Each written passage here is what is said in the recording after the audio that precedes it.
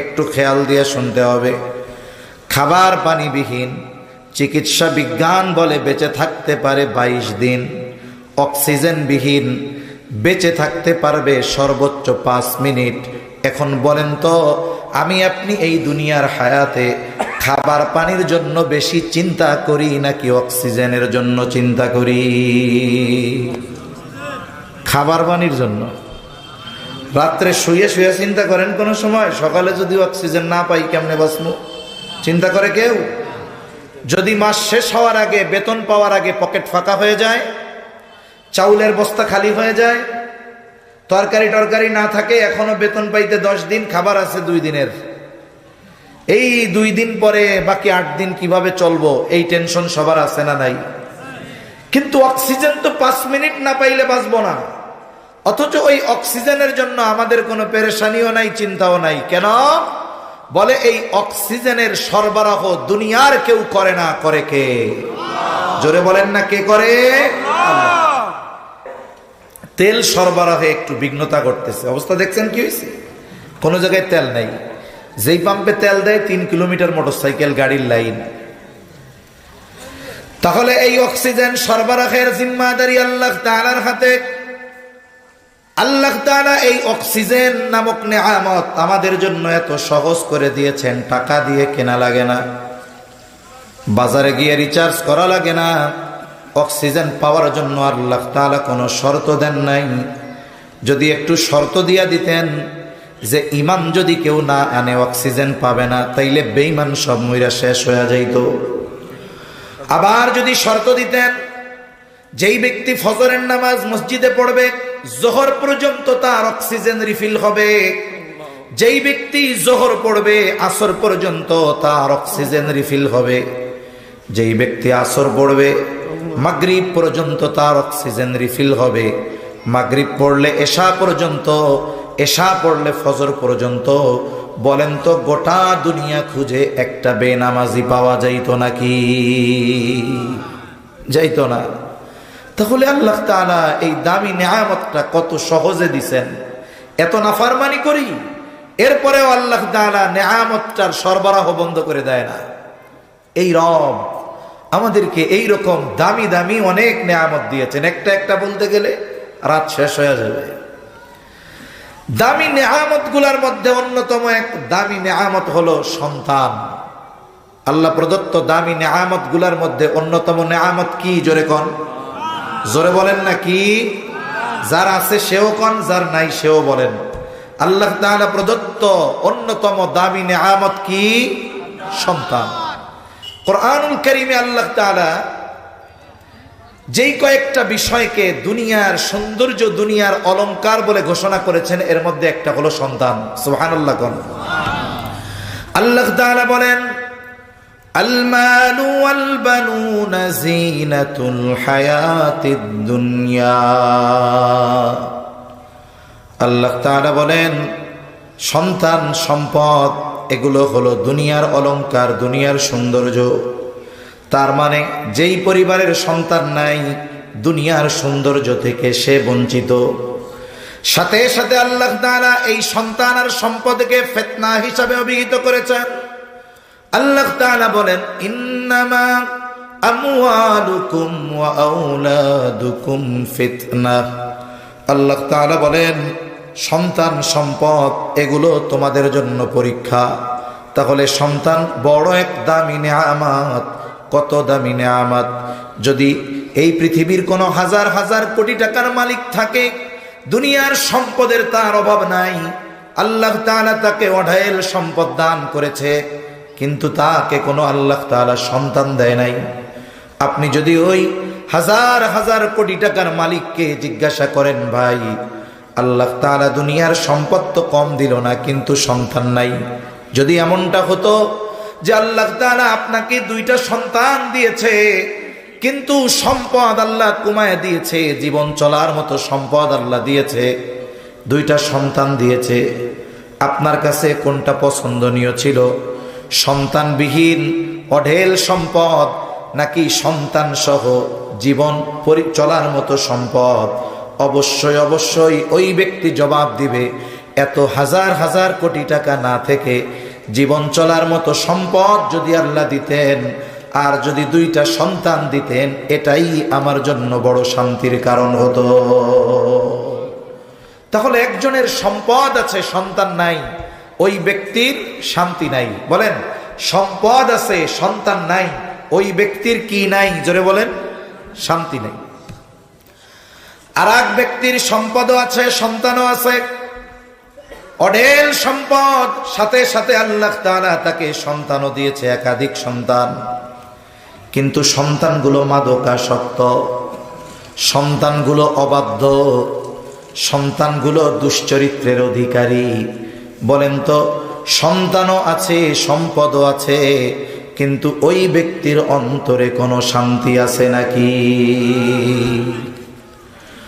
উপরন্তু আরাক আল্লাহর বান্দা, আল্লাহ তাআলা তাকে অনেক সম্পদ দেয় নাই, কোন মতে তার জীবনটা অতিবাহিত হয়, হয়তো সে কৃষি কাজ করে, অন্যের জমিতে কাজ করে, অথবা রিক্সা চালায়, দিন মজুর দেয়, কষ্ট করে জীবনটা চালায়।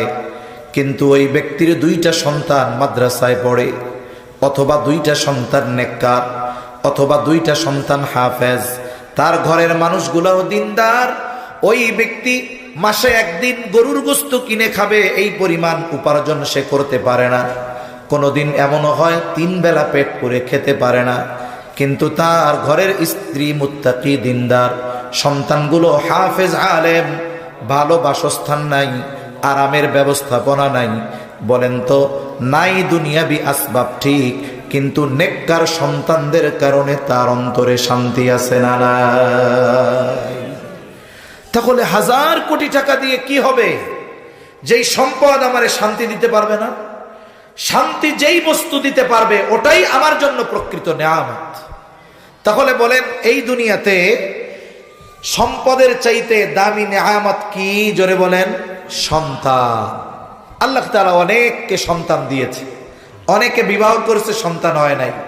অনেক তরুণ যুবক দেখা যাচ্ছে ওনারা ভবিষ্যতে বিবাহ করবে, ওনাদেরও চাওয়া যে একটা নেককার সন্তান আল্লাহ দিবে। এখন এই যে নেক সন্তান, এটা আল্লাহর পক্ষ থেকে এক নেয়ামত, সাথে সাথে এই সন্তান আল্লাহর পক্ষ থেকে আমাদের কাছে আমানত। মনে রাখতে হবে, হাদিসের মধ্যে আসছে প্রত্যেকটি সন্তান ফিতরাতের উপরে জন্মগ্রহণ করে, তার মানে দ্বীনের উপরে জন্মগ্রহণ করে, সে দ্বীন মানার যোগ্যতা নিয়ে জন্মগ্রহণ করে। তার মানে একটা সন্তান যখন দুনিয়ায় আসে, তার মধ্যে দ্বীন শেখার, ইসলাম মানার, দ্বীনের উপরে চলার যোগ্যতা থাকে। তবে নবীজি বলেন, তার অভিভাবক তাকে ইহুদি বানায়, অথবা তার অভিভাবক তাকে নাসারা বানায়। তার মানে সন্তান যদি বদ্দীন হয়, সন্তান যদি পাপাচারে লিপ্ত হয়, এর দায়ভার অভিভাবকের উপরে আছে না নাই? জোরে বলেন না, আছে না নাই? আপনার সন্তান ইয়াবা খায়, আপনার সন্তান গাঁজা খায়, আপনার সন্তান ইফটিজিং করে, আপনি যদি বলেন আমার কি করার আছে, ইসলাম বলে এই দায়ভার তোমারও আছে। দেখা যাবে আমি আপনি এই সন্তান দুনিয়ায় আসার পর থেকে ওই সন্তানের তারবিয়ত, সন্তানের প্রতিপালন, কোন পদ্ধতিতে সন্তানকে গড়ে তুললে নেককার সন্তান হতো, আমি আপনি ওই পদ্ধতি অবলম্বন করি নাই। আমার উদাসীনতা আর গাফলতির কারণে হয়তো আমার সন্তান পথচ্যুত হয়ে গেছে। তাহলে বলেন তো, কিয়ামতের দিন এই কারণে, সন্তানের লাইনচ্যুত হওয়ার কারণে আল্লাহর আদালতে আমাকে আপনাকে জবাবদিহিতার কাঠগড়ায় দাঁড়ানো লাগবে কি লাগবে না? লাগবে। এই সন্তান যেমন আমার নেয়ামত, সাথে সাথে এই সন্তান আমানত। ইসলাম সন্তানকে দুনিয়ার অলংকার ঘোষণা করার সাথে সাথে এই অলংকারের যত্ন কেমনে নিতে হবে, কেমনে এই সন্তানকে গড়ে তুলতে হবে, এই বিষয়টাও শরীয়তে ইসলাম আমাদেরকে শিক্ষা দিয়েছে। এই বিষয়টা নিয়ে কয়েকটা কথা আমরা জানব। সন্তান কিভাবে প্রতিপালন করতে হবে, এটাও আমাদেরকে শরীয়তে ইসলাম শিক্ষা দিয়েছে। যদি ওই পদ্ধতি আমরা অনুসরণ না করি, তাহলে দুনিয়ায় লাঞ্ছিত হতে হবে, আখিরাতে আল্লাহর আদালতে আমাদেরকে লাঞ্ছিত হতে হবে। এই পদ্ধতি আল্লাহ আমাদের শিক্ষা দিয়েছেন। এখন আসেন, সন্তান যে প্রতিপালন করতে হবে পদ্ধতি কি? দ্বীনের উপরে সন্তানকে গড়ে তুলতে হবে। সবাইকে আলেম বানাতে হবে এটা নয়, সবাইরে মুফতি বানাইতে হবে এটা নয়, কিন্তু সবাইকে দিনদার হতে হবে, মুসলমান হতে হবে, এটা তো সবার জন্য ফরজ, ঠিক কিনা বলেন? এখন আমি আমার সন্তানকে দ্বীনের উপরে গড়ে তুলবো, এটা ইসলাম আমাকে আদেশ দিয়েছে। কোরআনে আল্লাহ বলেন, ইয়া আইয়ুহাল্লাযীনা আমানু কু আনফুসাকুম ওয়া আহলিকুম নারা। আল্লাহ বলেন, হে ঈমানদারেরা, নিজে জাহান্নাম থেকে বাঁচো, অধীনস্থদেরকেও জাহান্নামের আগুন থেকে বাঁচাও। যেই আয়াতাংশ আমি আপনাদের খেদমতে তিলাওয়াত করেছি, এই আয়াতে আল্লাহ তাআলা বলেন, হে ঈমানদারেরা, তোমরা নিজে জাহান্নাম থেকে বাঁচো, অধীনস্থদেরকেও জাহান্নাম থেকে বাঁচাও। আয়াতের মধ্যে আদেশ দুইটা, 1 নাম্বার ঈমানদার জাহান্নাম থেকে বাঁচো, 2 নাম্বার অধীনস্থদেরকে জাহান্নামের আগুন থেকে বাঁচাও। একজন ব্যক্তি ঈমান আনার ঘোষণা দেওয়ার সাথে সাথে ওই ব্যক্তি অনন্তকাল জাহান্নাম থেকে বাঁচার নিশ্চয়তা পেয়ে যায়। তার মানে কোন ব্যক্তি যদি ঈমান আনে, আল্লাহ যদি তাকে দয়া করে ওই ঈমান নিয়ে মৃত্যুবরণ করার সুযোগ প্রদান করে, দুনিয়ায় যদি সে আল্লাহ তাআলার হুকুম আহকাম না মানে, হয়তো পাপের কারণে তাকে শাস্তি ভোগ করা লাগবে, কিন্তু ঈমানের কারণে আল্লাহ তাআলা একটা সময় তাকে জাহান্নাম থেকে নাজাত দিয়ে জান্নাতের মালিক বানায়া দিবে। এখন যেই ঈমানদার পাপী, আল্লাহর হুকুম আহকাম মানে নাই, তাকে যদি জাহান্নামে যাওয়া লাগে, যেই জাহান্নামে কাফের থাকবে অনন্তকালের জন্য, ওই জাহান্নামের শাস্তি যেই কঠোর, কেউ যদি পাপের কারণে কিছুকালের জন্য জাহান্নামে যায়, বলেন তো তার জন্যও সেটা কষ্টের কারণ হবে না? হবে। তাই কেমন যেন আল্লাহ তাআলা আমাদেরকে বলেন, হে ঈমানদারেরা, ঈমান আনার মাধ্যমে অনন্তকাল জাহান্নাম থেকে তো বাঁচলাম, এখন আমি আল্লাহর হুকুম আহকাম আদেশ নিষেধ মান্য করার মাধ্যমে ক্ষণস্থায়ী জাহান্নামের শাস্তি থেকে নিজেকে বাঁচাও। তার মানে আমরা যারা ঈমানদার, আল্লাহ তাআলার আদেশ নিষেধ মান্য করার মাধ্যমে নিজেদেরকে ক্ষণস্থায়ী জাহান্নামের শাস্তি থেকে বাঁচাবো। এই যে আল্লাহর হুকুম আহকাম মেনে নিজেকে জাহান্নাম থেকে বেশ বাঁচাতে হবে, এই আদেশটাও আমাদের দিয়েছেন আল্লাহ। 2 নম্বর আদেশ, ঈমানদার তুমি শুধু আল্লাহর হুকুম আহকাম মেনে নিজে জাহান্নাম থেকে বাঁচবা এমনটা হবে না, ওয়া আহলিকুম, সাথে সাথে তুমি তোমার অধীনস্থ যারা আছে তাদেরকেও জাহান্নাম থেকে বাঁচাও। তাহলে নিজে জাহান্নাম থেকে বাঁচার জন্য আল্লাহর আদেশ নিষেধ মান্য করা যেমন ফরজ, অধীনস্থদেরকেও জাহান্নাম থেকে বাঁচানোর জন্য আল্লাহর আদেশ নিষেধ মান্য করানো ফরজ। আমি নিজে আমল করব, অধীনস্থদের দিয়ে আমল করাবো। অধীনস্থের আমল যদি আমি করি, তাহলে তার জন্য এটা কাজে আসবে না। কোনো বাবা যদি চিন্তা করে যে আমার সন্তান তো নামাজ পড়ে না, তাই আজকে থেকে প্রত্যেক ওয়াক্তে আমি ডাবল ডাবল নামাজ পড়বো, একটা আমার ছেলের আর একটা আমার ছেলের, বলেন তো কাজ হবে? জোরে বলেন না, কাজ হবে? কি করাতে হবে? তাকে দিন শেখাতে হবে, আমল শেখাতে হবে। তাহলে এখানে কি বুঝলাম? আল্লাহর আদেশ হলো এইটা, নিজে আল্লাহর হুকুম আহকাম মেনে জাহান্নাম থেকে বাঁচো, অধীনস্থদেরকে দ্বীনের উপরে পরিচালিত করানোর মাধ্যমে জাহান্নাম থেকে বাঁচানোর চেষ্টা করো। আমি আপনি সর্বোচ্চ চেষ্টা করতে পারবো, তবে হ্যাঁ, তার তাকদীরের ফয়সালা আমার হাতে নয়। কার হাতে? আল্লাহর হাতে। আল্লাহ তাআলা কিয়ামতের দিন দেখবেন আমার আপনার চেষ্টা প্রচেষ্টায় কোনো ত্রুটি বিচ্যুতি ছিল কিনা, আমি আমার সন্তানকে দ্বীন শেখানোর ব্যাপারে কোনো উদাসীনতা প্রদর্শন করেছি কিনা। যদি আমি গাফলতি করে থাকি, যদি আমি উদাসীনতা প্রদর্শন করি, কিয়ামতের দিন আল্লাহ আমাকে ধরবে। জলিলুল কদর পয়গম্বর হযরত নূহ আলাইহিস সালাম, আপনাদের ঘুম আসতেছে? অনেকে হাই ছাড়তেছে এরকম, এটা তাকবীর দেন তো। লিল্লাহি তাকবীর, নারায়ে তাকবীর, মাশাআল্লাহ। পাশে কেউ ঘুমাইলে একটু জায়গায় দিয়েন, অনেক লম্বা কথা বলবো না ইনশাআল্লাহ। নূহ আলাইহিস সালাতু ওয়াস সালাম দাওয়াত দিয়েছেন 950 বছর। কত বছর? 950 বছর আল্লাহ ওনারে হায়াত দিছেন, দীর্ঘকাল উম্মতের মধ্যে উনি দাওয়াত দিয়েছেন। একটা সময় এমন অবস্থা, অল্প কিছু মানুষ ঈমান আনছে। কোন কোন তাফসীরে আসছে 80 জন, মাত্র কয়জন? 80 জন। ওনার স্বয়ং ওনার সন্তান ঈমান আনে নাই। বারবার সন্তানকে ঈমানের দাওয়াত দিয়েছেন, চেষ্টা করেছেন, সন্তান ঈমান আনে না।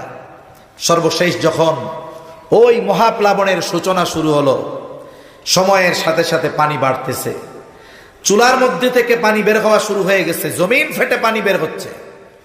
ইমানদার যারা নৌকায় চড়ছে, ওই সময় নূহ আলাইহিস সালাম সন্তানকে বলে নৌকায় উঠো, তার মানে ঈমান আনো, নৌকায় উঠো।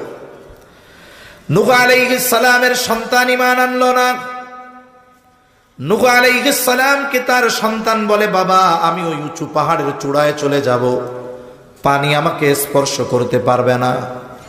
সাধারণ প্লাবন আর ওই মহাপ্লাবন এক ছিল না। তাফসীরের মধ্যে আসছে গোটা পৃথিবীর একটা জায়গাও শুকনা ছিল না। আল্লাহ তাআলা গোটা পৃথিবীকে পানি দ্বারা প্লাবিত করে ফেলছেন। নূহ আলাইহিস সালামের সন্তান ঈমান আনে নাই, সেও মারা গেছে। কিয়ামতের দিন আল্লাহ তাআলা নূহ আলাইহিস সালামকে বলবে না, ও পয়গম্বর নূহ, আপনার সন্তান কেন ঈমান আনলো না? এটা আমার নূহ আলাইহিস সালামকে জিজ্ঞাসা করবে না। কেন করবে না? কারণ নূহ আলাইহিস সালাম চেষ্টায় কোনো কমতি করেন নাই, কিন্তু হেদায়েতের ক্ষমতা ওনার হাতে নাই। হেদায়েতের ক্ষমতা যার হাতে তিনি কে? আল্লাহর হাতে হেদায়েতের ক্ষমতা। তবে আল্লাহ তাআলা আমাদেরকে চেষ্টা প্রচেষ্টা কোন পদ্ধতিতে করতে হবে এর লাইন দেখায় দিবেন। আল্লাহ দেখবেন ওই ব্যাপারে আমার আপনার কোনো ত্রুটি বিচ্যুতি আছে কিনা। কারণ হেদায়েতের ক্ষমতা এই দুনিয়ার কারো হাতে নাই। যদি দুনিয়ার একজন মানুষের হাতে এই ক্ষমতা থাকতো, তিনি হতেন মুহাম্মদুর রাসূলুল্লাহ সাল্লাল্লাহু আলাইহি ওয়াসাল্লাম। আল্লাহ ওনারেও এই ক্ষমতা দেন নাই। তাহলে এক নাম্বার বিষয় কোরআনের আদেশ। এই আয়াতের যতগুলো শিক্ষা আছে এর মধ্যে একটা হলো সন্তানকে দ্বীনের উপরে গড়ে তুলতে হবে।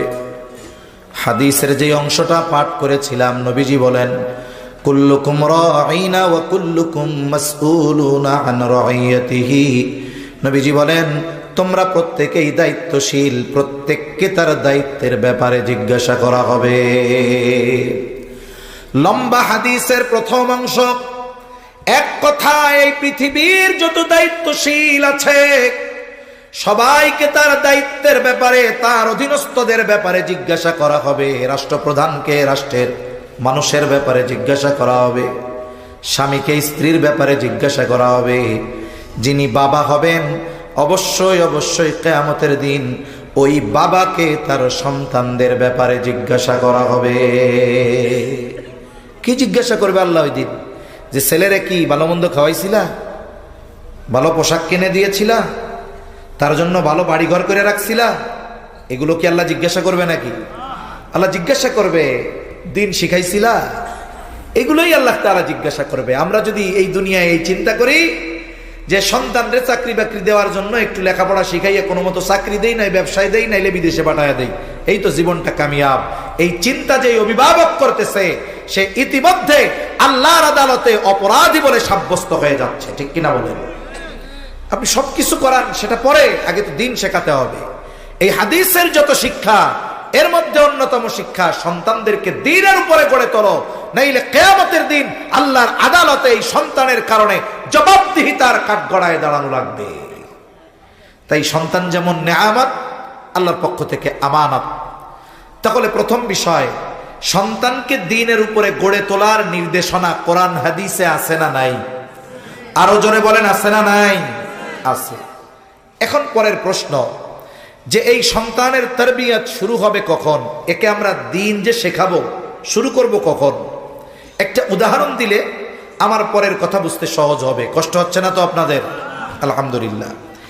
এই যে আজকের এই মাহফিল, আজকের মাহফিলটা ধরে 2 দিনের মাহফিল। 2 দিনে এই মাহফিলটা হইছে 6-12 ঘন্টা। মূল আয়োজন বা মূল আলোচনা, মূল অধিবেশন 2 দিনে 6-12 ঘন্টা হবে, একটু কম বেশি হতে পারে। মূল আয়োজন 12 ঘন্টার। কিন্তু বলেন তো এই আয়োজনটা কি সুন্দর করার জন্য, এই আয়োজনটাকে সুষ্ঠুভাবে শেষ করার জন্য প্রস্তুতি কি 12 ঘন্টার না 12 মাসের? জোরে বলেন না।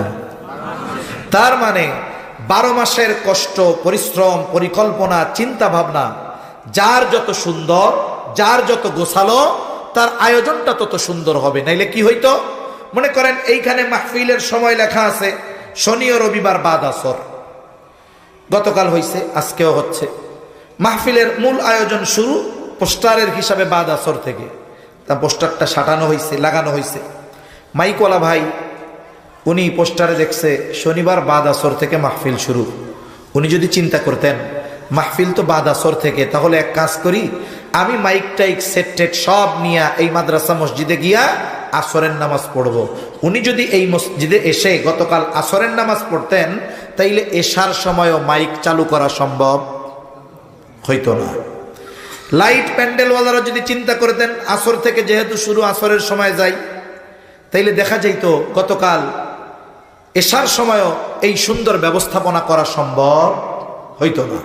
তার মানে প্রস্তুতি ওনাদেরও আগ থেকে, আয়োজকদেরও আগ থেকে প্রস্তুতির সময় যে যত পায়, ওই সময়টা যে যত ভালোভাবে কাজে লাগায়, মূল আয়োজনটা তার তত সুন্দর হয়। ঠিক কিনা বলেন? ঠিক। এখন কেউ যদি মনে করে যে সন্তান দুনিয়ায় আসবে, একটু বড় হবে, বুঝবে টুঝবে, এরপর থেকে সন্তানের তারবিয়াত শুরু, দিন শেখানো শুরু, তাহলে সেই লোকটা ভুলের মধ্যে আছে। সাধারণ ধারণা, জেনারেল ধারণা হলো সন্তানের তারবিয়াত শুরু হয় সন্তান দুনিয়ায় আসার পরে, যখন একটু বুঝতে শিখে তখন। কিন্তু ইসলাম আমাদের জানিয়ে দেয় সন্তানের তারবিয়াত এটা চলমান এক প্রক্রিয়া। এটা সন্তান দুনিয়ায় আসার আগে শুরু হয় তা নয়, বরং এটা তো একজন মানুষের সূচনা করতে হয় বিবাহের আগ থেকে নিয়ে। বিবাহের আগ থেকে নিয়ে সন্তানের তারবিয়াত, হুজুর এটা আবার কেমন কথা? এটা আবার কেমন কথা?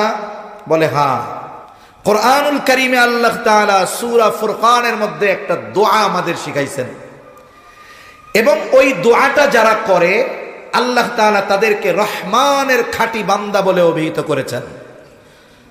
আল্লাহ তাআলা বলেন ওয়া ইবাদুর রহমান, রহমানের বান্দা কারা? এক এক করে গুণ আল্লাহ বর্ণনা করতেছেন। এর মধ্যে একটা গুণ, ওই ব্যক্তি বা তারা রহমানের বান্দা কারা? আল্লাহ বলেন الذين يقولون ربنا هب لنا من أزواجنا وذرياتنا قرة أعين وجعلنا للمتقين إماما। আল্লাহ তাআলা বলেন রহমানের বান্দা তো তারা যারা বলে ও রব হাবলানা মিন আজওয়াজিনা ওয়া যুররিয়াতিনা কুররাতা আয়ুন, আপনি আমাদেরকে এমন স্ত্রী সন্তান দান করেন যারা আমার চক্ষু শীতলের কারণ হবে। ওয়াজআলনা লিল মুত্তাকিনা ইমামা, আয় রব আপনি আমাদেরকে মুত্তাকিনদের ইমাম বানায়া দেন। এই যে নেক স্ত্রী, নেক সন্তান কামনার দোয়া আমাদের শিখিয়েছেন কে? জোরে বলেন না কে? এখানে সন্তানের তারবিয়াতের কি আছে হুজুর? বলে কোন জিনিস যদি প্রথম বাস্তবায়ন করার নিয়ত করতে হয়, এই যে এনারা মাদ্রাসা করছে, জিজ্ঞাসা করেন আগে কি ঘর দিয়া এরপরে আল্লাহর কাছে দোয়া করছে নাকি যে আল্লাহ মাদ্রাসা কবুল করেন? বরং মাদ্রাসা করার আগ থেকে নিয়ে আল্লাহ তাআলার কাছে দোয়া করতেছে, আল্লাহ একটা মাদ্রাসা করতে চাই, তৌফিক দেন, জায়গার ব্যবস্থা করে দেন। এই যে দোয়াটা যথাযথভাবে হয়েছে, এই জন্য আল্লাহ তাআলা কিছু মানুষের দিলকে তৈরি করে দিয়েছে, তারা দ্বীনের জন্য জায়গা দান করেছে, এরপরে মাদ্রাসার ঘরগুলা উঠছে, এখন এই জায়গায় দ্বীনের চর্চা চলতেছে। এই জন্য নেক সন্তান যদি পাইতে হয় আল্লাহর কাছে আগে দোয়া করতে হয়। কি চাই দোয়ার মাধ্যমে? এক নম্বরে আল্লাহর কাছে চাই নেক বিবি। সন্তান তারবিয়াতের অন্যতম একটি অংশ হলো নেক বিবি।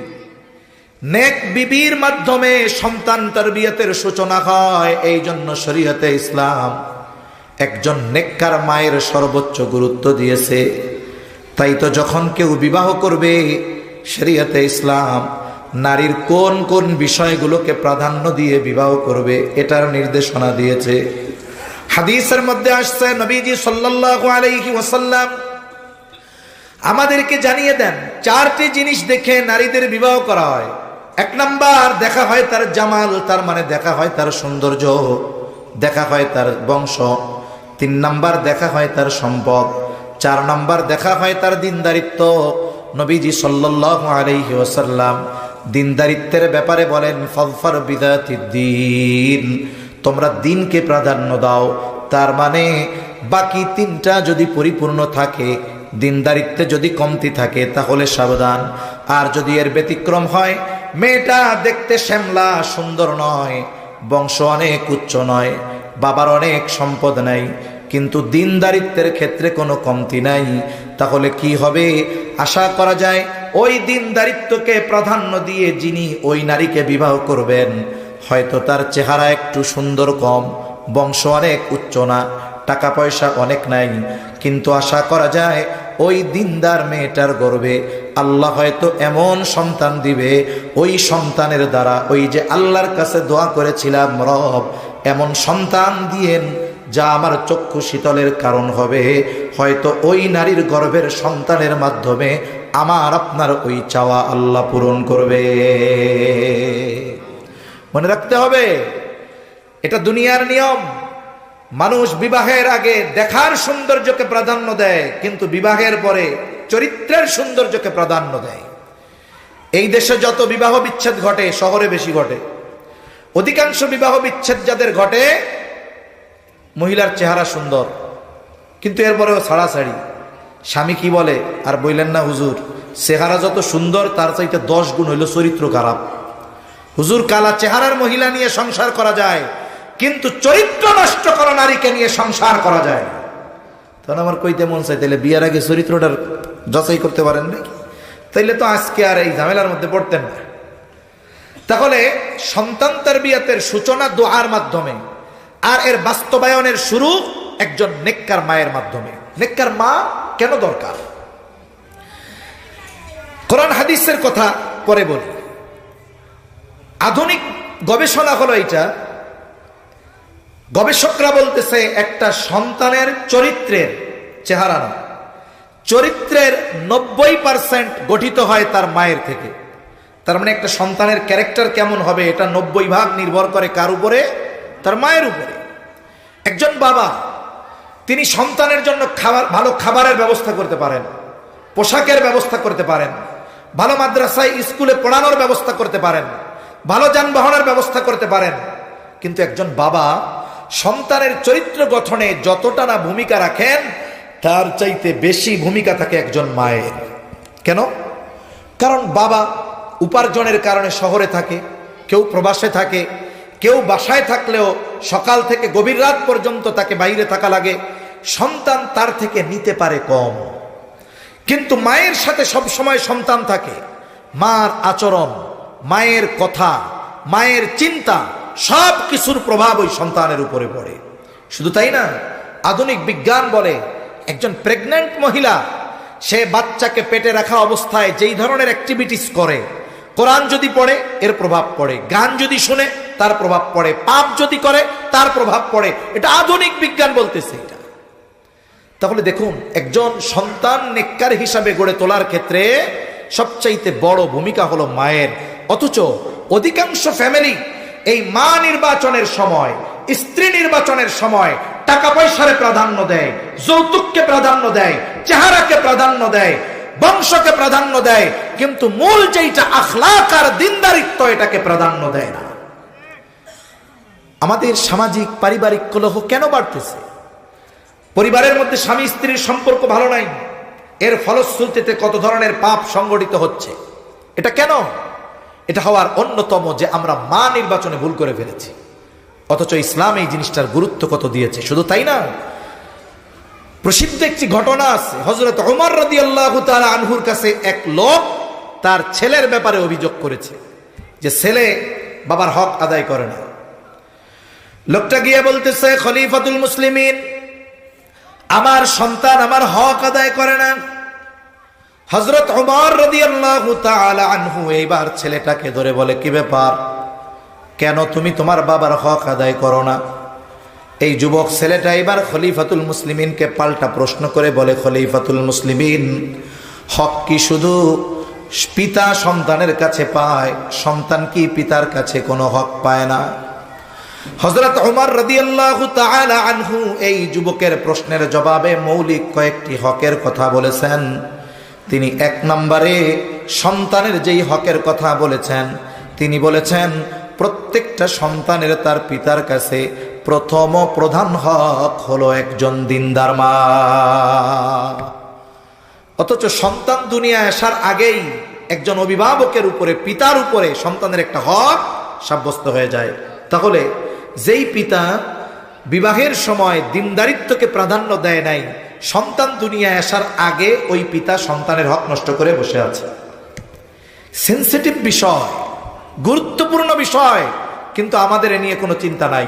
আমরা চিন্তা করি পরে, যখন সন্তান খাইতে দেয় না। আমরা চিন্তা করি ওই সময় যখন সন্তান বৃদ্ধাশ্রমে ফেলে রেখে আসে। চিন্তা করি ওই সময় যখন সন্তান মা বাবাকে গ্রামের বাড়িতে ফেলে রেখে স্ত্রীকে নিয়ে শহরে আলিশান ফ্ল্যাটের মধ্যে থাকে। চিন্তা আসে তখন যে হায় রে, যদি আমি সন্তানদের একটু দিনদার বানাইতাম। আমি ভুক্তভোগী হওয়ার আগে আমাকে সিদ্ধান্ত নিতে হবে। তাহলে এক নম্বর সন্তান তারবিয়াতের প্রথম ধাপ একজন নেককার মা। যারা বিবাহ করে ফেলছেন তারা তো ফেলছেন, তারা আবার পরেরটা করতে যেয়ে ঝামেলা বাঁধাইন না, ওই পর্যন্ত থাকেন, আল্লাহর কাছে দোয়া করেন। আর যারা করেন নাই তাদের কাছে অনুরোধ, আপনি চামড়ার সৌন্দর্যের প্রাধান্য দিয়ে দিনদারিত্বকে আপনি অপশনাল বানায় ফেলেন না। আগে দেখবেন দিন ঠিক আছে কিনা, এরপরে চেহারা, সম্পদ, টাকা পয়সা, বংশ যদি ভালো হয়, ভালোর উপরে ভালো। দুই নাম্বার বিষয়, একজন নেককার মায়ের ব্যবস্থা হলো সন্তান তারবিয়াতের দ্বিতীয় গুরুত্বপূর্ণ বিষয় হলো দোয়া। দোয়া হলো মুমিনের এক পাওয়ারফুল অস্ত্র। কোরআনুল কারীমের মধ্যে আল্লাহ তাআলা দোয়াকে ইবাদত বলে অভিহিত করেছেন। সাথে সাথে নবীজি সাল্লাল্লাহু আলাইহি ওয়াসাল্লাম হাদিসের মধ্যে বলেন, আদ-দুআউ হুয়াল ইবাদা, দুআই ইবাদত। আর এক বর্ণনায় নবীজি বলেন, আদ-দুআউ মুখুল ইবাদা, দোয়া হলো ইবাদতের মগজ। আগে আপনি একা দোয়া করছেন, ও রব নেককার বিবি দেন, নেককার সন্তান দেন। এখন আল্লাহ তাআলা নেককার বিবি দিল, এবার দুইজনে মিলে দোয়া করেন, ও রব আমাকে আপনি নেককার সন্তান দেন। আল্লাহ তাআলার কাছে শুধু সন্তান চাইব না, বরং নেককার সন্তান চাইব। আর নেক সন্তান চেয়ে আল্লাহ তাআলার কাছে দোয়া করা, এটা পয়গম্বর আলাইহিমুস সালামের আমল।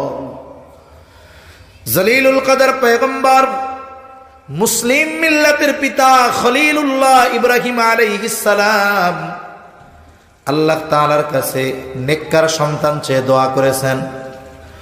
যখন নমরুদের অগ্নিকুণ্ড থেকে আল্লাহ তাআলা ওনারে হেফাজত করেছেন, ইরাকের বাবেল থেকে তিনি শামের উদ্দেশ্যে হিজরত শুরু করলেন। ওই সময় আল্লাহ তাআলার কাছে তিনি দোয়া করেছেন, তিনি নিঃসন্তান তখন, রব্বি হাবলি মিনাস সলিহিন, ও রব আমাকে আপনি একজন নেককার সন্তান দেন। তাহলে আল্লাহ তাআলার কাছে নেক সন্তান চেয়ে দোয়া করা, এটা ইব্রাহিম আলাইহিস সালামের আমল। মুফাসসিরিন একরাম বলেন, এইখানে বোঝা যায় যে ইব্রাহিম আলাইহিস সালাম আল্লাহর কাছে ছেলে সন্তান চাইছে। কি সন্তান চাইছে? জোরে বলেন না, কি সন্তান? এই জন্য ছেলে সন্তান চাওয়া, এটা ইব্রাহিম আলাইহিস সালামের আমল। এখন চাইলাম ছেলে, আল্লাহ দিল মেয়ে, রাগ হওয়া যাবে? ছেলে হইয়া যদি মাদকাসক্ত, অসভ্য আর অবাধ্য হয়, ওর চাইতে মেয়ে হয়ে যদি সভ্য, ভদ্র আর মুত্তাকি হয়, ওই রকম হাজার ছেলের চাইতে নেককার একটা মেয়ে অনেক বেশি উত্তম। ঠিক কিনা বলেন? ছেলে সন্তান চাইলাম, আল্লাহ মেয়ে সন্তান দিছে, রাগ হওয়া যাবে না। আমাদের সমাজে অনেক মানুষ আছে, আল্লাহ সম্পদ দিছে, সব দিছে, কিন্তু মেয়ে হইলে রাগ হয়ে যায়। আবার যদি একাধিক মেয়ে হয়, রাগ হয়ে যায়। এই গত বছর এক ভাইরে দেখছি, এরকম খবরে আসছে, 4টা ছেলে হয়েছে পরপর। 5 নম্বর বাচ্চা যখন পেটে, উনি আশা করছে এবার ছেলে হবে। সম্প্রতি গত বছর বা তার আগের বছর একটা আইন হয়েছে রাষ্ট্রে। আগে তো আলট্রাসোনোগ্রামের পরে বইলা দিত যে আপনার পেটে ছেলে আছে বা মেয়ে আছে, কিন্তু আইনটা হইছে যে বাচ্চার শুধু সুস্থতা বা অবস্থা বর্ণনা করবে, কিন্তু ছেলে না মেয়ে এটা বলতে পারবে না, রাষ্ট্রীয়ভাবে নিষিদ্ধ। এখন সেটা আর বলে না। উনি আশা করছে তাহলে ছেলে হইতে পারে, তা হসপিটালে নিয়ে গেছে, আল্লাহ আবার মেয়ে দিছে, তার মানে 5 নম্বরটাও মেয়ে হয়েছে। হালার বান্দা রাগ হয় নাই, সুন্দর মতো দামি ল্যান্ড ক্রুজার গাড়িতে বিয়ার মতো গাড়ি সাজাইয়া ফুল টুল দিয়া মেয়ে আর মেয়ের মাকে সুন্দর মতো বরণ করে বাড়ি নিয়ে আসছে। এরকম আল্লাহর বান্দা আছে, আল্লাহ কবুল করুক বলি আমিন। মেয়ে হওয়ার পরে যদি কারো চেহারা কালো হয়ে যায়, তাইলে তার ওই জাহেলিয়াতের সময়ের মানুষের সাথে একটা মিল হয়ে যায়। অথচ দুনিয়ার সায়েন্স যা বলে বলুক যে এই কারণে ছেলে হয়, ওই কারণে মেয়ে হয়, সব কারণ বাদ দেন, মূল কারণ হলো আল্লাহ যেটা চায় সেটাই হয়। এটাই আল্লাহ বলেন। আল্লাহ কি বলেন?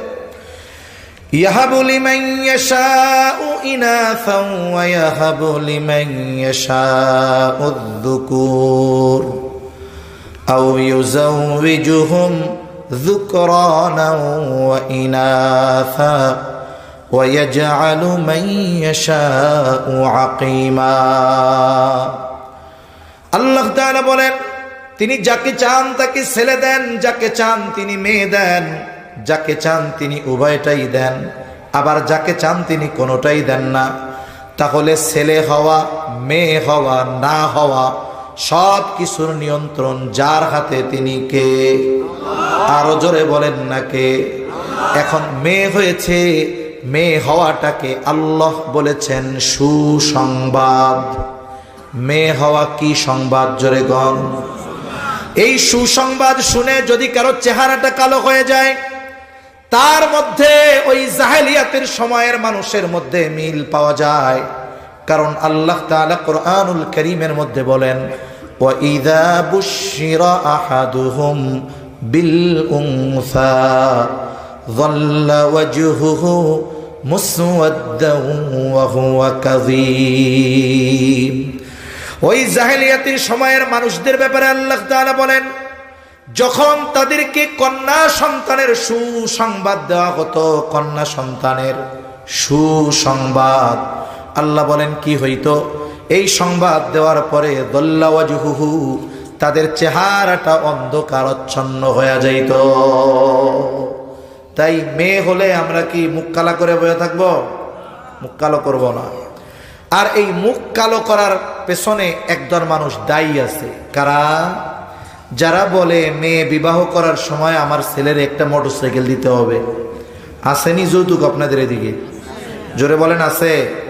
ওরা যদি গু খায়, যারা যৌতুক নেয়, ওরা যদি পায়খানা খায়, যেই গোনাহ হবে তার চাইতে যৌতুক নিলে আরো বেশি গোনাহ হবে। তার মানে যৌতুক নেওয়ার চাইতে পায়খানা খাওয়া ভালো। ঠিক কিনা বলেন? তাহলে ওয়াদা করেন যে আমার ছেলের বিবাহ দেওয়ার সময় আমি যৌতুক নিব না। যারা বিবাহ করেন নাই, দৃঢ় প্রতিজ্ঞা করেন আমি বিবাহের সময় যৌতুক নিব না। কিন্তু আফসোসের বিষয়, আপনাদের এলাকার কথা শুনি না, অনেক জায়গায় বলে আমাদের এদিকে যে উত্তরবঙ্গে বিবাহ করতে গেলে মেয়ের জন্য মোটরসাইকেল একটা রেডি রাখতে হবে জামাইয়ের দেওয়ার লেগা। আল্লাহ তাআলা এই জঘন্য অভিশাপ থেকে আমাদের হেফাজত করেন বলি আমিন। কথা অনেক লম্বা হয়ে যাইতেছে, শর্ট করে আনতে হবে। তাহলে দোয়া, নেক সন্তান চেয়ে দোয়া করা, এটা সন্তান তারবিয়াতের অন্যতম একটি অংশ। কেন? মুফাসসিরিনে কেরাম বলেন, অভিভাবক মা বাবা যদি সন্তানের জন্য কোনো দোয়া করে, এই দোয়া কখনো বিফলে যায় না। এটা আগে বা পরে কোনো না কোনো সময় ওই দোয়ার প্রভাব সন্তানের জীবনে পরিলক্ষিত হয়। সুবহানাল্লাহ বলেন না? ইব্রাহিম আলাইহিস সালাম দোয়া করছে, আল্লাহ আমারে নেক সন্তান দেন। কি সন্তান দেন? নেক সন্তান। আল্লাহ তাআলা জবাব দিলেন। কি জবাব? ফাবাশশারনাহু বিগুলামিন হালিম। আল্লাহ তাআলা বলেন, আমি তাকে একজন সহনশীল সন্তানের সুসংবাদ দিলাম। সহনশীলতা এমন এক গুণ যার মধ্যে বাকি সব ভালো গুণ পাওয়া যায়। এই সন্তান কোন সহনশীল সন্তান? সন্তান যখন বাবার সাথে চলার উপযুক্ত হয়েছে, আল্লাহ তাআলা ইব্রাহিম আলাইহিস সালামকে স্বপ্ন দেখাইলেন যে তিনি তার সন্তান ইসমাইল আলাইহিস সালামকে জবাই করতেছেন। পয়গম্বর আলাইহিমুস সালামের স্বপ্ন হলো ওহী। ইব্রাহিম আলাইহিস সালাম এই স্বপ্ন বা আল্লাহর আদেশ বাস্তবায়ন করবেন, কিন্তু এর আগে তিনি সন্তানের মনোভাবটা একটু পরীক্ষা করতে চাইলেন। এবার তিনি সন্তানের কাছে গিয়ে বললেন, হে আমার বৎস, ইন্নী আরা ফিল মানামি আন্নী আযবাহুকা ফানজুর মাযা তারা। আমি তো স্বপ্নে দেখেছি যে আমি তোমারে জবাই করতেছি, এই ব্যাপারে তুমি কি বলো? পয়গম্বরের ছেলে পয়গম্বর হবে, সে যতই ছোট হোক, সে জানে যে আমার বাবা যে স্বপ্নে দেখেছে এই স্বপ্ন সাধারণ স্বপ্ন নয়, এটা হলো ওহী। আর বলেন তো ওহী এটা কার আদেশ? আরো জোরে বলেন কার? তার মানে ইসমাইল আলাইহিস সালামকে জবাই করার আদেশ দিয়েছে আল্লাহ। এখন ইসমাইল আলাইহিস সালামের মতামত জানতে চাইছে। বলুন তো, ওই সময় যদি ইসমাইল আলাইহিস সালাম বলতো, বাবা আপনাকে আল্লাহ তাআলা আমারে দিয়েছে যখন আপনার বয়স ৮৬ বছর, ওই সময় আল্লাহ তাআলা আমাকে দান করছে, আপনি আমারে জবাই করবেন কেন? আল্লাহ তাআলার কাছে একটু বলেন এই আদেশটা পাল্টাইয়া আর একটা আদেশ দেওয়ার জন্য, আমারে আপনি জবাই করেন না। কি মনে হয় আপনাদের? ইসমাইল আলাইহিস সালাম যদি এই কথা বলতো, তাইলে মনে হয় ইব্রাহিম আলাইহিস সালাম ছেলেরে আর জবাই করার চেষ্টা করতো না, বাদ দিয়া দিত জবাই করা। কারণ জবাইয়ের আদেশ কার? সন্তান যা বলে বলুক, উনি ওই আদেশ বাস্তবায়ন করতেন, এটাই মূল কথা। তো উনি মূলত চাইছেন ছেলের মতামত জানার ইচ্ছা নয়, বরং ছেলের মনে কি আছে, মনোভাবটা কি, এটা বোঝার জন্য। ছেলেও তো ওই রকম। আল্লাহ কি বলছিলেন? ছেলেটা হইল হালিম। এই সহনশীল সন্তান আপনারে দিছি, এটা কেমন সহনশীল? ইব্রাহিম আলাইহিস সালাম একটু পরীক্ষা নিতে চাইলেন। ছেলেও হালিমের মতো জবাব দিছে। কি জবাব? ইয়া আবাতি ফাআল মা তু'মার সাতাজিদুনি ইনশাআল্লাহু মিনাস সাবিরিন। ইব্রাহিম আলাইহিস সালাম যখন বললেন, ও আমার পিতা, ইব্রাহিম আলাইহিস সালাম যখন বললেন, ও আমার সন্তান, আমি স্বপ্নে দেখেছি যে আমি তোমারে জবাই করতেছি, তুমি কি বলো? ইসমাইল আলাইহিস সালামের জবাব, ও আমার পিতা, আল্লাহ আপনাকে যেটা আদেশ করেছেন আপনি সেটাই করেন। উপরন্ত সন্তান এবার কেমন যেন বাবাকে সান্ত্বনা দিয়ে বলে, বাবা আপনি পেরেশানি হয়েন না, চিন্তা করেন না, সাতাজিদুনি ইনশাআল্লাহু মিনাস সাবিরিন। আপনি আল্লাহর আদেশ বাস্তবায়ন করেন, ইনশাআল্লাহ আপনি আমাকে ধৈর্যশীলদের অন্তর্ভুক্ত পাবেন। এই কথাটা বলার একটা উদ্দেশ্য আছে আমার। যেহেতু জীবনের প্রয়োজনে শহরে অবস্থান করতে হয়, জুমার দিন যখন মসজিদে যাই, অনেক মানুষ অনেক কিছুর জন্য আইসা দোয়া চায়। অনেক অভিভাবক এই দোয়াও চায় যে হুজুর একটু দোয়া করেন, ছেলেটা কথা শোনে না। অনেক অভিভাবক তখন ছেলের জন্য কি কি করেছে এর একটা বর্ণনা দেয়, বলে হুজুর ছেলে যা চেয়েছে ছেলের তাই দিয়েছি। শুধু তাই না হুজুর, আমার ছেলের স্কুলে যাওয়ার জন্য গাড়ি আছে, আমি কষ্ট করে হেঁটে হেঁটে রিক্সায় লোকাল বাসে অফিসে যাই, ছেলেকে স্কুলে যাওয়ার জন্য গাড়ি দিয়ে দিছি। হুজুর গরমে কষ্ট হয়, আমার রুমে এসি নাই, ছেলেটার রুমে এসি লাগাইয়া দিয়েছি। এত কিছু করার পরেও হুজুর আমার ছেলে আমার কথা শোনে না, ডানে বললে বামে যায়, বামে বললে ডানে যায়। উনি মনে করতেছে ছেলে যা চায় তাই দিলে, ছেলের সব আরাম আয়েশের ব্যবস্থাপনা করলেই মনে হয় ছেলে বাধ্য হয়ে যায়। অথচ সন্তান বাধ্য আনুগত্য হওয়ার পেছনে অন্যতম একটি পাওয়ারফুল কাজ হলো দোয়া। আল্লাহর কাছে আপনি সন্তান যেন নেককার হয়, দিনদার হয়, কয়দিন চাইয়া দোয়া করছেন? মুফাসসিরিনে কেরাম বলেন, এই যে কিশোর ইসমাইল আলাইহিস সালাম বাবার কথায় হাসি মুখে আল্লাহর আদেশ মান্য করতে গিয়ে বাবার কথায় আল্লাহর আদেশের আনুগত্য করতে গিয়ে ছুরির তলে চলে গেছে, বাবার কথার কোনো যুক্তি তালাশ করে নাই, লাইন উল্টাপাল্টা করতে বলে নাই, যা বলছে সেটা যে মানছে। কেন মানছে? বলে ওই যে দোয়ার ফসল। এইটা কোন দোয়ার ফসল? রব্বি হাবলি মিনাস সলিহিন। এজন্য আমরা আমাদের সন্তানদের জন্য দোয়া করব।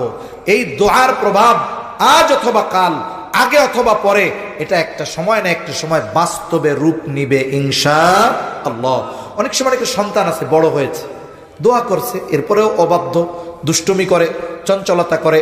খবরদার, কোন সন্তানের চঞ্চলতার কারণে, অবাধ্যতার কারণে বদদোয়া করব না, বরং ওই সময়টাতেও আল্লাহর কাছে নেক দোয়া করব তো ইনশাআল্লাহ। আমি বুঝতে পারছি আপনাদের কষ্ট হচ্ছে, কথা সেজন্য শেষ করে দিই। শুনেন, এই দুইটা সন্তান দুনিয়ায় আসার আগের কাজ, কিন্তু খুব পাওয়ারফুল কাজ। মা নির্বাচন, 2 নম্বর হলো সন্তানের জন্য নেক দোয়া। এরপরে সন্তান দুনিয়ায় আসলো, আপনার প্রসেস সব ঠিক, আগের তারবিয়াতি বিষয়গুলো ঠিক করছেন, এবার সন্তান দুনিয়ায় আসছে। সন্তান দুনিয়ায় আসার পরে সন্তানের কিছু হক আছে। কি আছে? জোরে বলেন। হক আছে। হকগুলোর মধ্যে অন্যতম কি? দুনিয়ায় ভূমিষ্ঠ হওয়ার পরে ডান কানে আজান, বাম কানে ইকামত, এরপরে 7ম দিন তার মাথার চুলগুলো মুন্ডানো, আকিকা করা, সুন্দর একটা নাম রাখা, এই ধরনের কিছু বিষয় আছে, এগুলো সম্পাদন হলো। এরপরে সন্তানটা একটু বড় হয়েছে, এখন মোটামুটি বুঝে। এই সময় থেকে গুরুত্বপূর্ণ 4টি বিষয়ের তারবিয়ত সন্তানকে দিতে হয়। কয়টা বিষয়? জোরে বলেন, একটু জোরে বলেন না কয়টা? শেষ সময় একটা তাকবীর দেন তো, নারায়ে তাকবীর। আরো জোরে, নারায়ে তাকবীর। মাশাআল্লাহ। গুরুত্বপূর্ণ 4টা তারবিয়ত। কয়টা বলেন? 1 নাম্বার ঈমানি তারবিয়ত, তার মানে তাকে ঈমান শেখাতে হবে, ঈমান আকীদা শেখাতে হবে। 2 নাম্বার তাকে উত্তম আখলাক, উত্তম চরিত্রের আলোকে গড়ে তুলতে হবে, শেখাতে হবে। 3 নাম্বার তাকে ইলম শেখাতে হবে। 4 নাম্বার তাকে আমল শেখাতে হবে। বলুন তো, কোন ব্যক্তি যদি ঈমান সম্পর্কে না জানে, অনেকে বাবা অভিভাবক মনে করে যে আমি কালিমাটা মুখস্থ করায় দিছি, ছেলে পাক্কা ঈমানদার হয়ে গেছে, শেষ, আর কিছু নাই। না না, ঈমান আকীদার বিষয়গুলো অনেক গুরুত্বপূর্ণ, এগুলো আমাদের জানা ফরজ। শুধু লা ইলাহা ইল্লাল্লাহু মুহাম্মাদুর রাসূলুল্লাহ শিখাই দিছি, কালেমায়ে শাহাদাত শিখাই দিয়েছি, আমার দায়িত্ব শেষ, তা নয়। বরং এই বিষয়গুলোর ব্যবস্থা করতে হবে, শেখাতে হবে তাকে কোন কথায়, কোন কাজে, কোন বিশ্বাসে ঈমান চলে যায়, এগুলো শেখানোর দরকার আছে না নাই? জোরে বলেন, আছে না নাই? এজন্য তাকে ঈমান শেখাতে হবে, ঈমান আকীদা শেখাতে হবে। এটা সন্তানকে শেখানো ফরজ, দায়িত্বকার অভিভাবকের। বলেন, শেখানো ফরজ, দায়িত্বকার। এরপরে উত্তম আখলাক শেখাতে হবে তার চরিত্র গঠনের জন্য, এটা শেখানো অভিভাবকের জন্য ফরজ। এরপরে তাকে ইলম শেখাতে হবে, নিজে যেমন শিখতে হবে জাহান্নাম থেকে বাঁচার জন্য, তাকে শেখাতে হবে না? নির্দেশ তো আল্লাহর। ইলম শেখাতে হবে, আলেম বানাইতে হবে ফরজ না, তবে ওই পরিমাণ ইলম তো তাকে শেখাতে হবে যতটুকু শেখানো ফরজ। কতটুকু শেখানো ফরজ? কমপক্ষে সে নিজে দ্বীনের উপরে চলতে পারে, অধীনস্থদেরকে দ্বীনের উপরে চালাতে পারে, এই পরিমাণ ইলম তার জন্য শেখা ফরজ। আমাকে শিখতে হবে, আমার অধীনস্থ সন্তানকে শেখাতে হবে। 4 নম্বর, ও শিখলো কিন্তু ওরে আমি প্র্যাকটিক্যাল আমল শিখাইলাম না, হবে না। তার মানে তাকে আমলও শেখাতে হবে। 4টা বিষয় খেয়াল দেন, ঈমান, আখলাক, ইলম, আমল। এই 4 বিষয় সন্তানকে শেখানো ফরজ। জোরে বলেন, এই 4 বিষয় সন্তানকে শেখানো কি? জোরে বলেন, কি ফরজ? এখন আসেন, আমার উপরে তো ফরজ, কিন্তু আমি তো কাজে ঢাকায় থাকি, আমি তো সারাদিন কর্মে বাইরে থাকি, আমি তো ব্যবসার কারণে বাজারে থাকি। তাহলে যিনি বাবা, তার জন্য সন্তানকে যথাযথভাবে এই 4 জিনিস শেখানোর সুযোগ আছে? জোরে বলেন না আছে? জোরে বলেন, আছে? নাই। এখন বলতে পারেন, হুজুর আমার নাই, আমার ঘরে তো আমার স্ত্রী আছে। উনি, আমাদের বাংলাদেশে অধিকাংশ গৃহিণী যারা, এনাদের ঘরের কাজ সব নিজের করা লাগে।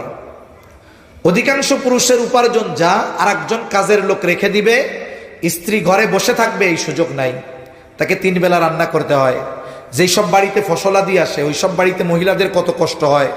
স্বামীর কাপড় চোপড় ধুইতে হয়, থালা বাসন ধুইতে হয়, রান্না খাওয়া সব মিলিয়ে দেখা যায় যে সারা দিনে ওনার 5 ওয়াক্ত নামাজ ঠিকমতো পড়া ওনার জন্যই কষ্টকর হয়ে যায়, ঠিক কিনা কর? এখন সন্তানদের ওই 4 বিষয়ের তারবিয়ত দেওয়া ফরজ। বলেন 4 বিষয়ের তারবিয়ত দেওয়া কি? এখন বাবার জন্য, মায়ের জন্য সন্তানকে পরিপূর্ণভাবে এই 4 বিষয় শেখানোর সুযোগ আছে? জোরে বলেন আছে। কিন্তু শেখানো কি? না শিখাইলে ধরা কোথায়?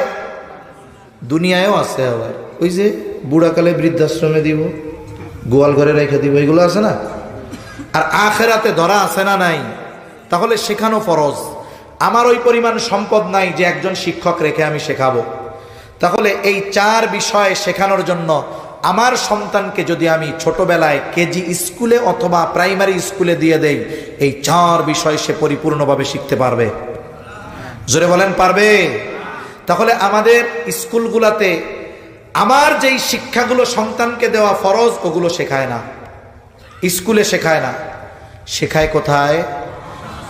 এই যে মাদ্রাসাগুলো, এই মাদ্রাসাগুলোয় সন্তানদেরকে আমার উপরে শরীয়তে ইসলাম যেই দায়িত্ব দিয়েছে, আমার সুযোগ নাই, সময় নাই, আমার দায়িত্বগুলো যেই জায়গায় দিলে পালন হবে, সন্তানের তারবিয়াত হবে, হক আদায় হবে, এটা হলো এই মাদ্রাসা। হ্যাঁ, যদি স্কুলে এইগুলা শিখাইতো, আমরাই বলতাম যে ছেলেটারে অমুক স্কুলে দেন, ওই জায়গায় ঈমান, আখলাক, ইলম, আমল সব শেখায়। কিন্তু আমাকে তো জাহান্নাম থেকে বাঁচতে হবে, অধীনস্থকে বাঁচাতে হবে। বাঁচাতে যদি হয় এই 4 বিষয় শেখাতে হবে। শেখাইতে যদি হয় স্কুলে দিলে হচ্ছে না, তাহলে বলেন তো, আমি আমার ভাষায় বলতেছি, বুজুর্গানে দ্বীনের ভাষায়, যেই শিক্ষা শেখানো ফরজ, এই শিক্ষা যদি না শেখাইতে পারি, তাহলে যেখানে শেখায় সেখানে শেখানোর জন্য দেওয়া কেমন যেন আমাদের উপরে ফরজ, কেমন যেন আমাদের উপরে কি? কারণ আমি যদি ওইখানে শিখাইতে না দিই, তাহলে তো আমার ফরজ দায়িত্ব পালন হচ্ছে না। এখন মাদ্রাসায় দিলে কি হবে? আপনার তো ইচ্ছা, হুজুর ছেলেটারে ডাক্তার বানাবো, ইঞ্জিনিয়ার বানাবো, আপনি দেই মোল্লা বানাইতে গন, আপনি দেখে হুজুর বানাইতে বলেন না। আমাদের ডাক্তার, ইঞ্জিনিয়ার সব দরকার। মাদ্রাসাগুলার শিক্ষা এখন অনেক আধুনিক। আপনার ছেলেটা যদি মাদ্রাসায় 3-তে পড়ে, আর একজনের ছেলে যদি স্কুলে 3-তে পড়ে, আমি চ্যালেঞ্জ দিব, ওই ক্লাস 3-র স্কুলের ছাত্র যা পারবে, মাদ্রাসার 3-র ছাত্র তার চাইতে আরো ভালো পারবে। সাথে সাথে কি পারবে? ওই স্কুলের ক্লাস 3-র ছাত্ররে সূরা ফাতিহা ধরে দেখেন, ওর পেদানি ছুটে যাবে। স্কুলের ছাত্ররে দোয়ায়ে মাসুরাটা ধরে দেখেন, স্কুলের ছাত্রটাকে জানাজা পড়াইতে বইলেন, স্কুলের ছাত্রটাকে কোরআনটা শুদ্ধভাবে পড়তে বইলেন, পারবে না, চ্যালেঞ্জ। কিন্তু আপনার ছেলে এই মাদ্রাসায় পড়ে ঈমান শিখবে, এখানে ঈমান শেখানো হয়। আপনার ছেলে এখানে পড়ে আখলাক শিখবে, আচার আচরণ তার নববী আখলাকের সাথে মিলবে। আপনার ছেলে এই জায়গায় পড়ে যতটুকু ইলম দরকার ফরজ অতটুকু শিখবে। শুধু শিখবে তা নয়, ওই ইলমের উপরে আমল ও শিখবে। অনেক স্কুল, কলেজ, ইউনিভার্সিটির ছাত্ররা ঈদের নামাজ যখন হয়, জানাজার নামাজ যখন হয়, পাশের জনের দিকে তাকায় থাকে, কি করে এটা আমি ওইটা করবো, ঠিক কিনা বলেন? কিন্তু এই ছোট ছোট বাচ্চা দেখবেন, ও জানাজা পড়াইতে পারে, ওর কেরাত শুদ্ধ, ও নামাজ পড়তে পারে, ও নামাজ পড়ানোর যোগ্যতা রাখে, সাথে সাথে জেনারেলের যেই পড়াগুলো ও এখান থেকে শিখে যায়। তা আপনি ওর 3-4 বছর এখানে পড়াইলেন মানে কি? ঈমান, আখলাক, ইলম আর আমলের ভ্যাকসিন দিছেন, ভ্যাকসিন। এরপরে ওরে দিছেন স্কুলে, ও স্কুলে পড়বে, ও হাই স্কুলে পড়বে, ও কলেজে পড়বে, ও ইউনিভার্সিটিতে পড়বে। এই যে যে শুরুর 3-4 বছরের ভ্যাকসিন দিয়ে রাখছেন, এইটা ওর ইউনিভার্সিটিতে গিয়ে কাজে লাগবে। ওইখানে জ্ঞান অর্জন করতে গিয়ে নাস্তিকদের মধ্যে দিয়ে চলতে হবে, অশ্লীলতার মধ্যে দিয়ে চলতে হবে।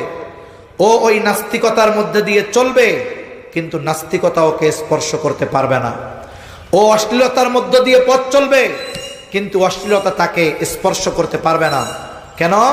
ওই যে ঈমান, আখলাক, ইলম আর আমলের ভ্যাকসিন মাদ্রাসা থেকে দিয়ে সাইডা দিছেন, ও গন্তব্যে পৌঁছাবে, ও ডাক্তার হবে, ইঞ্জিনিয়ার হবে। ছোটবেলার ওই ঈমানের পাওয়ার, উত্তম আখলাক তাকে মানব সেবা করবে, এই রকম মানবতার প্রতীক ডাক্তার বানাবে। কিন্তু আল্লাহর রহমতে আশা করা যায় এই দ্বীনি শিক্ষাগুলোর কারণে সে কখনো ডাক্তার নামের ডাকাত আর কসাই হবে না, ঠিক কিনা কম? সেজন্য সম্মানিত উপস্থিতি, আমরা আমাদের জাগতিক দামি দামি সম্পদগুলো হেফাজতের কত ব্যবস্থা করি, রক্ষণাবেক্ষণের ব্যবস্থা করি, এটা যেন ধ্বংস না হয়ে যায়, এটা যেন চুরি না হয়ে যায়। অথচ ওই সম্পদগুলার চাইতে আরো অগণিত দামি সম্পদ, যেটাকে আল্লাহ দুনিয়ার অলংকার বলেছেন, আমাদের সন্তান, এই সন্তানগুলাকে আমরা উত্তম মানুষে পরিণত করার জন্য, দুনিয়া আখেরাতের সম্পদে পরিণত করার জন্য যেইভাবে গড়ে তোলা দরকার, যা শিক্ষা দেওয়া দরকার, এই ব্যাপারে আমাদের মধ্যে উদাসীনতা পরিলক্ষিত হয়। একজন মুমিন হিসাবে এটা কখনোই কাম্য নয়। এজন্য আপনাদের কাছে অনুরোধ, সন্তানগুলোকে যদি দুনিয়া আখেরাতের সম্পদ বানাতে চাই, ওই সন্তানের কারণে যদি আখেরাতে সম্মানিত হতে চাই, দুনিয়ায় সম্মানিত হতে চাই, আমরা আমাদের সন্তানদের প্রাথমিক শিক্ষা কমপক্ষে এই 4 বিষয়ের শিক্ষা যেই প্রতিষ্ঠানে দেওয়া হয়, সেইখানে আমাদের সন্তানদেরকে আমরা দিব ইনশাআল্লাহ। বলেন, জোরে বলেন ইনশাআল্লাহ। তাহলে এই সন্তান আমার আপনার দুনিয়া আখেরাতের সম্পদে পরিণত হবে। আল্লাহ কথাগুলো বুঝবার তৌফিক দান করেন। আরো জোরে বলেন আমিন। অনেক সময় অনেক কাজ আমরা মনে করি যে এই কাজগুলো আখেরাতে কোনো কাজে আসবে না। অনেক সময় অনেকে মনে করে ছোট ছোট পাপ গোনা, এর দ্বারা কি বা হবে। অথচ হাদিসের মধ্যে আসছে, নবীজি সাল্লাল্লাহু আলাইহি ওয়াসাল্লাম আয়েশা সিদ্দিকা রাদিয়াল্লাহু তাআলা আনহাকে উদ্দেশ্য করে বলেছেন, আয়েশা, তুমি কোনো নেকের কাজকে ছোট মনে করবা না। কেন? হতে পারে আল্লাহ তাআলা তোমাকে ওই ছোট কাজের কারণে কিয়ামতের দিন, ছোট আমলটার কারণে কিয়ামতের দিন আল্লাহ মাফ করে দিবে। সাথে সাথে কোনো ছোট পাপকে, কোনো কাজকে, কোনো অন্যায়কে ছোট মনে করা যাবে না। কেন? হতে পারে ওই ছোট অন্যায়টার কারণে কিয়ামতে আল্লাহ তাআলা আমাদের শাস্তি দিতে পারে। প্রসিদ্ধ হাদিস বুখারীর মধ্যেও আসছে যে একজন পাপিষ্ঠা নারী একটা পিপাসিত কুকুরের পিপাসা নিবারণ করিয়েছে পানি পান করিয়ে। আল্লাহর নবী বলেন, এই কারণে আল্লাহ তাআলা ওই নারীকে কিয়ামতে মাফ করে দিবেন। সুবহানাল্লাহ। ওই কারণে মাফ করবে। কোন কারণটা? কুকুরকে পানি পান করানো। আবার নবীজি বলেন, এক মহিলা একটা বিড়াল বেঁধে রেখেছে, এটাকে ছাড়েও নাই, খেতেও দেয় নাই, বিড়ালটা মারা গেছে। নবীজি বলেন, শুধুমাত্র এই কারণে ওই মহিলাকে কিয়ামতের দিন আল্লাহ তাআলা শাস্তি দিবেন। তাহলে এই যে আমরা দ্বীনি মাহফিলে আসছি, দ্বীনি কথা শোনার জন্য আসছি, অনেকে মনে করে আমি তো শুনতেছি বাইরে দাঁড়িয়ে, অনেকে মনে করে এটা হচ্ছে যাওয়ার দরকার কি, এখানে গেলে লাভ কি, কমপক্ষে লাভটা কি। আমার ভাই, শ্রদ্ধেয় বড় ভাই, অত্র মাদ্রাসার সুযোগ্য মুহতামিম, ঢাকার একজন প্রসিদ্ধ আলেমে দ্বীন, উনি আপনাদের বলছে, এই জায়গায় বসে থাকার সর্বনিম্ন লাভ হয়তো কিয়ামতের দিন এই জমিন আমার আপনার ব্যাপারে আল্লাহর কাছে সাক্ষ্য দিবে যে আল্লাহ, এই ব্যক্তি অমুক দিন অমুক সময় অমুক জায়গায় আমার উপরে বসে এই দ্বীনি কথাগুলো শুনছিল। এটাও আল্লাহ তাআলা চাইলে বান্দার নাজাতের কারণ হতে পারে কি পারে না? পারে। এজন্য কোনো ধরনের নেকের কাজের সুযোগ থাকলে আমরা হাতছাড়া করব না। আল্লাহ আমাদের বুঝবার তৌফিক দান করেন। তা আল্লাহ তাআলা আমাদেরকে অগণিত নেয়ামত দান করেছেন। কত নেয়ামত আল্লাহ তাআলা দিয়েছেন, এর হিসাব দুনিয়ার কেউ করতে পারবে না। আল্লাহ তাআলা বলেন, وَإِن تَعُدُّوا نِعْمَةَ اللَّهِ لَا تُحْصُوهَا। তোমরা যদি আল্লাহর নেয়ামত সমূহ গণনা করো, হিসাব করতে পারবা না। অগণিত নেয়ামত আল্লাহ তাআলা আমাদের দান করেছেন। নেয়ামত অগণিত, এই জন্য নেয়ামত গুলো যে কম দামি বিষয়টা এমন নয়। দুনিয়ার নিজাম, দুনিয়ার নিয়মটা হলো এইরকম, যেই জিনিসটা যখন বাজারে বেশি পাওয়া যায় সেটার দাম তখন কম থাকে। ঢাকার মধ্যে মাঝে মধ্যে দেখি টমেটোর কেজি জিজ্ঞাসা করি, বলে কত? 300 টাকা কেজি। আবার এই শীতের সময় যখন টমেটো উৎপাদন হয় 5 টাকা কেজি। তার মানে কি বোঝা গেল? এই টমেটো যখন অ্যাভেলেবেল উৎপাদন হয়, বেশি হয়, তখন কেজি হয়ে যায় 5 টাকা 10 টাকা। আর যখন উৎপাদন কম থাকে, বাজারে কম পাওয়া যায়, ওই টমেটোর কেজি হয়ে যায় 300 টাকা।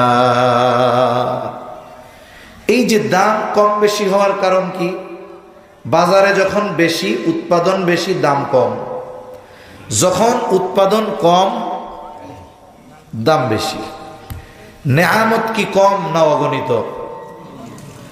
আপনাদের একটু জবাব দিতে হবে। বলেন, নেয়ামত কি কম না অগণিত? হিসাববিহীন নেয়ামত আল্লাহ দিছেন। এটা মনে করার সুযোগ নাই যে নেয়ামত অগণিত, এই জন্য মনে হয় কম দামি। বরং প্রত্যেকটা নেয়ামত আমরা বান্দা যেগুলো ভোগ করি, যদি নেয়ামতটা একটু আমাদের থেকে পৃথক হয়ে যায়, বুঝতে পারি নেয়ামতের দাম কত।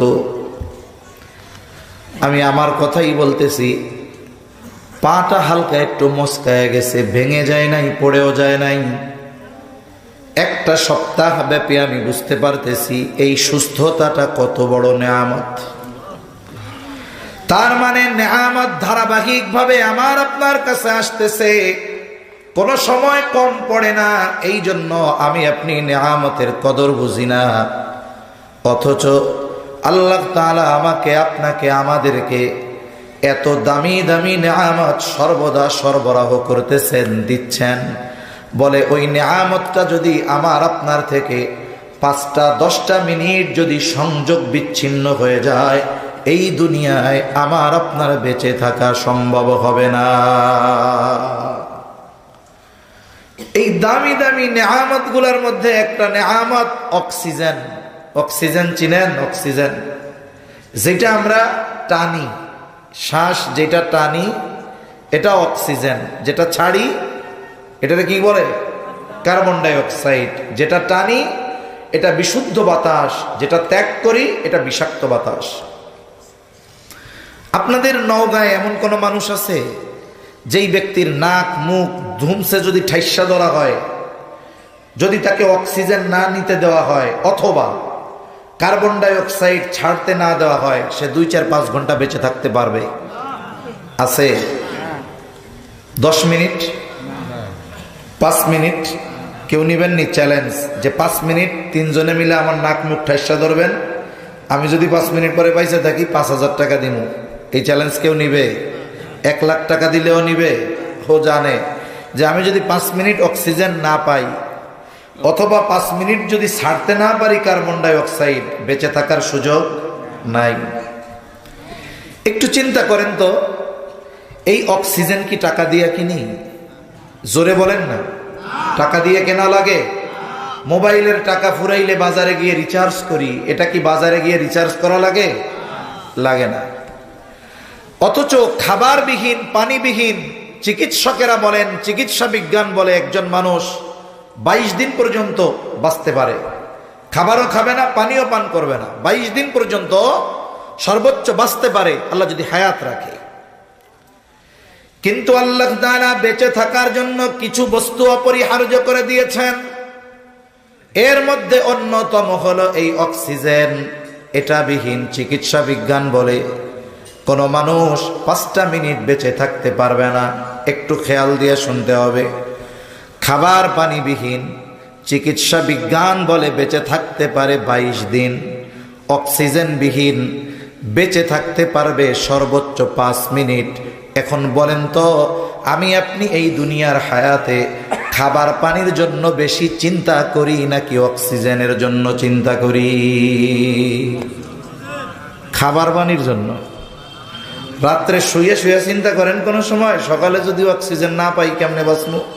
চিন্তা করে কেউ? যদি মাস শেষ হওয়ার আগে, বেতন পাওয়ার আগে পকেট ফাঁকা হয়ে যায়, চাউলের বস্তা খালি হয়ে যায়, তরকারি টরকারি না থাকে, এখনো বেতন পাইতে 10 দিন, খাবার আছে 2 দিনের, এই 2 দিন পরে বাকি 8 দিন কিভাবে চলবো, এই টেনশন সবার আছে না নাই? কিন্তু অক্সিজেন তো 5 মিনিট না পাইলে বাঁচবো না। অথচ ওই অক্সিজেনের জন্য আমাদের কোনো পেরেশানিও নাই, চিন্তাও নাই। কেন? বলে এই অক্সিজেনের সরবরাহ দুনিয়ার কেউ করে না, করে কে? জোরে বলেন না, কে করে? আল্লাহ। তেল সরবরাহে একটু বিঘ্নতা ঘটতেছে। অবস্থা দেখছেন কি হয়েছে? কোনো জায়গায় তেল নাই। যেই পাম্পে তেল দেয় 3 কিলোমিটার মোটরসাইকেল গাড়ির লাইন। তাহলে এই অক্সিজেন সরবরাহের জিম্মাদারি আল্লাহ তাআলার হাতে। আল্লাহ তাআলা এই অক্সিজেন নামক নেয়ামত আমাদের জন্য এত সহজ করে দিয়েছেন, টাকা দিয়ে কেনা লাগে না, বাজারে গিয়ে রিচার্জ করা লাগে না। অক্সিজেন পাওয়ার জন্য আল্লাহ তাআলা কোনো শর্ত দেন নাই। যদি একটু শর্ত দিয়া দিতেন যে ইমান যদি কেউ না আনে অক্সিজেন পাবে না, তাইলে বেঈমান সব মইরা শেষ হয়ে যাইত। আবার যদি শর্ত দিতেন যেই ব্যক্তি ফজরের নামাজ মসজিদে পড়বে জোহর পর্যন্ত তার অক্সিজেন রিফিল হবে, যেই ব্যক্তি জোহর পড়বে আসর পর্যন্ত তার অক্সিজেন রিফিল হবে, যেই ব্যক্তি আসর পড়বে মাগরিব পর্যন্ত তার অক্সিজেন রিফিল হবে, মাগরিব পড়লে এশা পর্যন্ত, এশা পড়লে ফজর পর্যন্ত। বলেন তো গোটা দুনিয়া খুঁজে একটা বেনামাজি পাওয়া যাইতো নাকি? যাইতো না। তাহলে আল্লাহ তাআলা এই দামি নেয়ামতটা কত সহজে দিছেন, এত নাফরমানি করি এরপরেও আল্লাহ তাআলা নেয়ামতটার সরবরাহ বন্ধ করে দেয় না। এই রব আমাদেরকে এই রকম দামি দামি অনেক নেয়ামত দিয়েছেন, একটা একটা বলতে গেলে রাত শেষ হয়ে যাবে। দামি নেয়ামত গুলার মধ্যে অন্যতম এক দামি নেয়ামত হলো সন্তান। আল্লাহ প্রদত্ত দামি নেয়ামত গুলার মধ্যে অন্যতম নেয়ামত কি? জোরে কন, জোরে বলেন না কি? যার আছে সেও কন, যার নাই সেও বলেন। আল্লাহ তাআলা প্রদত্ত অন্যতম দামি নেয়ামত কি? সন্তান। কুরআনুল কারীমে আল্লাহ তাআলা যেই কয়েকটা বিষয়কে দুনিয়ার সৌন্দর্য, দুনিয়ার অলংকার বলে ঘোষণা করেছেন, এর মধ্যে একটা হলো সন্তান। সুবহানাল্লাহ কোন। আল্লাহ তাআলা বলেন আল মালু ওয়াল বানুনা যিনাতুল হায়াতিদ দুনিয়া। আল্লাহ তাআলা বলেন সন্তান সম্পদ এগুলো হলো দুনিয়ার অলংকার, দুনিয়ার সৌন্দর্য। তার মানে যেই পরিবারের সন্তান নাই দুনিয়ার সৌন্দর্য থেকে সে বঞ্চিত। সাথে সাথে আল্লাহ তাআলা এই সন্তান আর সম্পদকে ফিতনা হিসাবে অভিহিত করেছেন। আল্লাহ তাআলা বলেন ইন্নামা আমওয়ালুকুম ওয়া আওলাদুকুম ফিতনা। আল্লাহ তাআলা বলেন সন্তান সম্পদ এগুলো তোমাদের জন্য পরীক্ষা। তাহলে সন্তান বড় এক দামি নেয়ামত। কত দামি নেয়ামত! যদি এই পৃথিবীর কোনো হাজার হাজার কোটি টাকার মালিক থাকে, দুনিয়ার সম্পদের তার অভাব নাই, আল্লাহ তাআলা তাকে অঢেল সম্পদ দান করেছে, কিন্তু তাকে কোনো আল্লাহ তাআলা সন্তান দেয় নাই। আপনি যদি ওই হাজার হাজার কোটি টাকার মালিককে জিজ্ঞাসা করেন, ভাই আল্লাহ তাআলা দুনিয়ার সম্পদ তো কম দিল না, কিন্তু সন্তান নাই। যদি এমনটা হতো যে আল্লাহ তাআলা আপনাকে দুইটা সন্তান দিয়েছে, কিন্তু সম্পদ আল্লাহ কমায় দিয়েছে, জীবন চলার মতো সম্পদ আল্লাহ দিয়েছে, দুইটা সন্তান দিয়েছে, আপনার কাছে কোনটা পছন্দনীয় ছিল? সন্তানবিহীন অঢেল সম্পদ নাকি সন্তান সহ জীবন চলার মতো সম্পদ? অবশ্যই অবশ্যই ওই ব্যক্তি জবাব দিবে এত হাজার হাজার কোটি টাকা না থেকে জীবন চলার মতো সম্পদ যদি আল্লাহ দিতেন, আর যদি দুইটা সন্তান দিতেন, এটাই আমার জন্য বড় শান্তির কারণ হতো।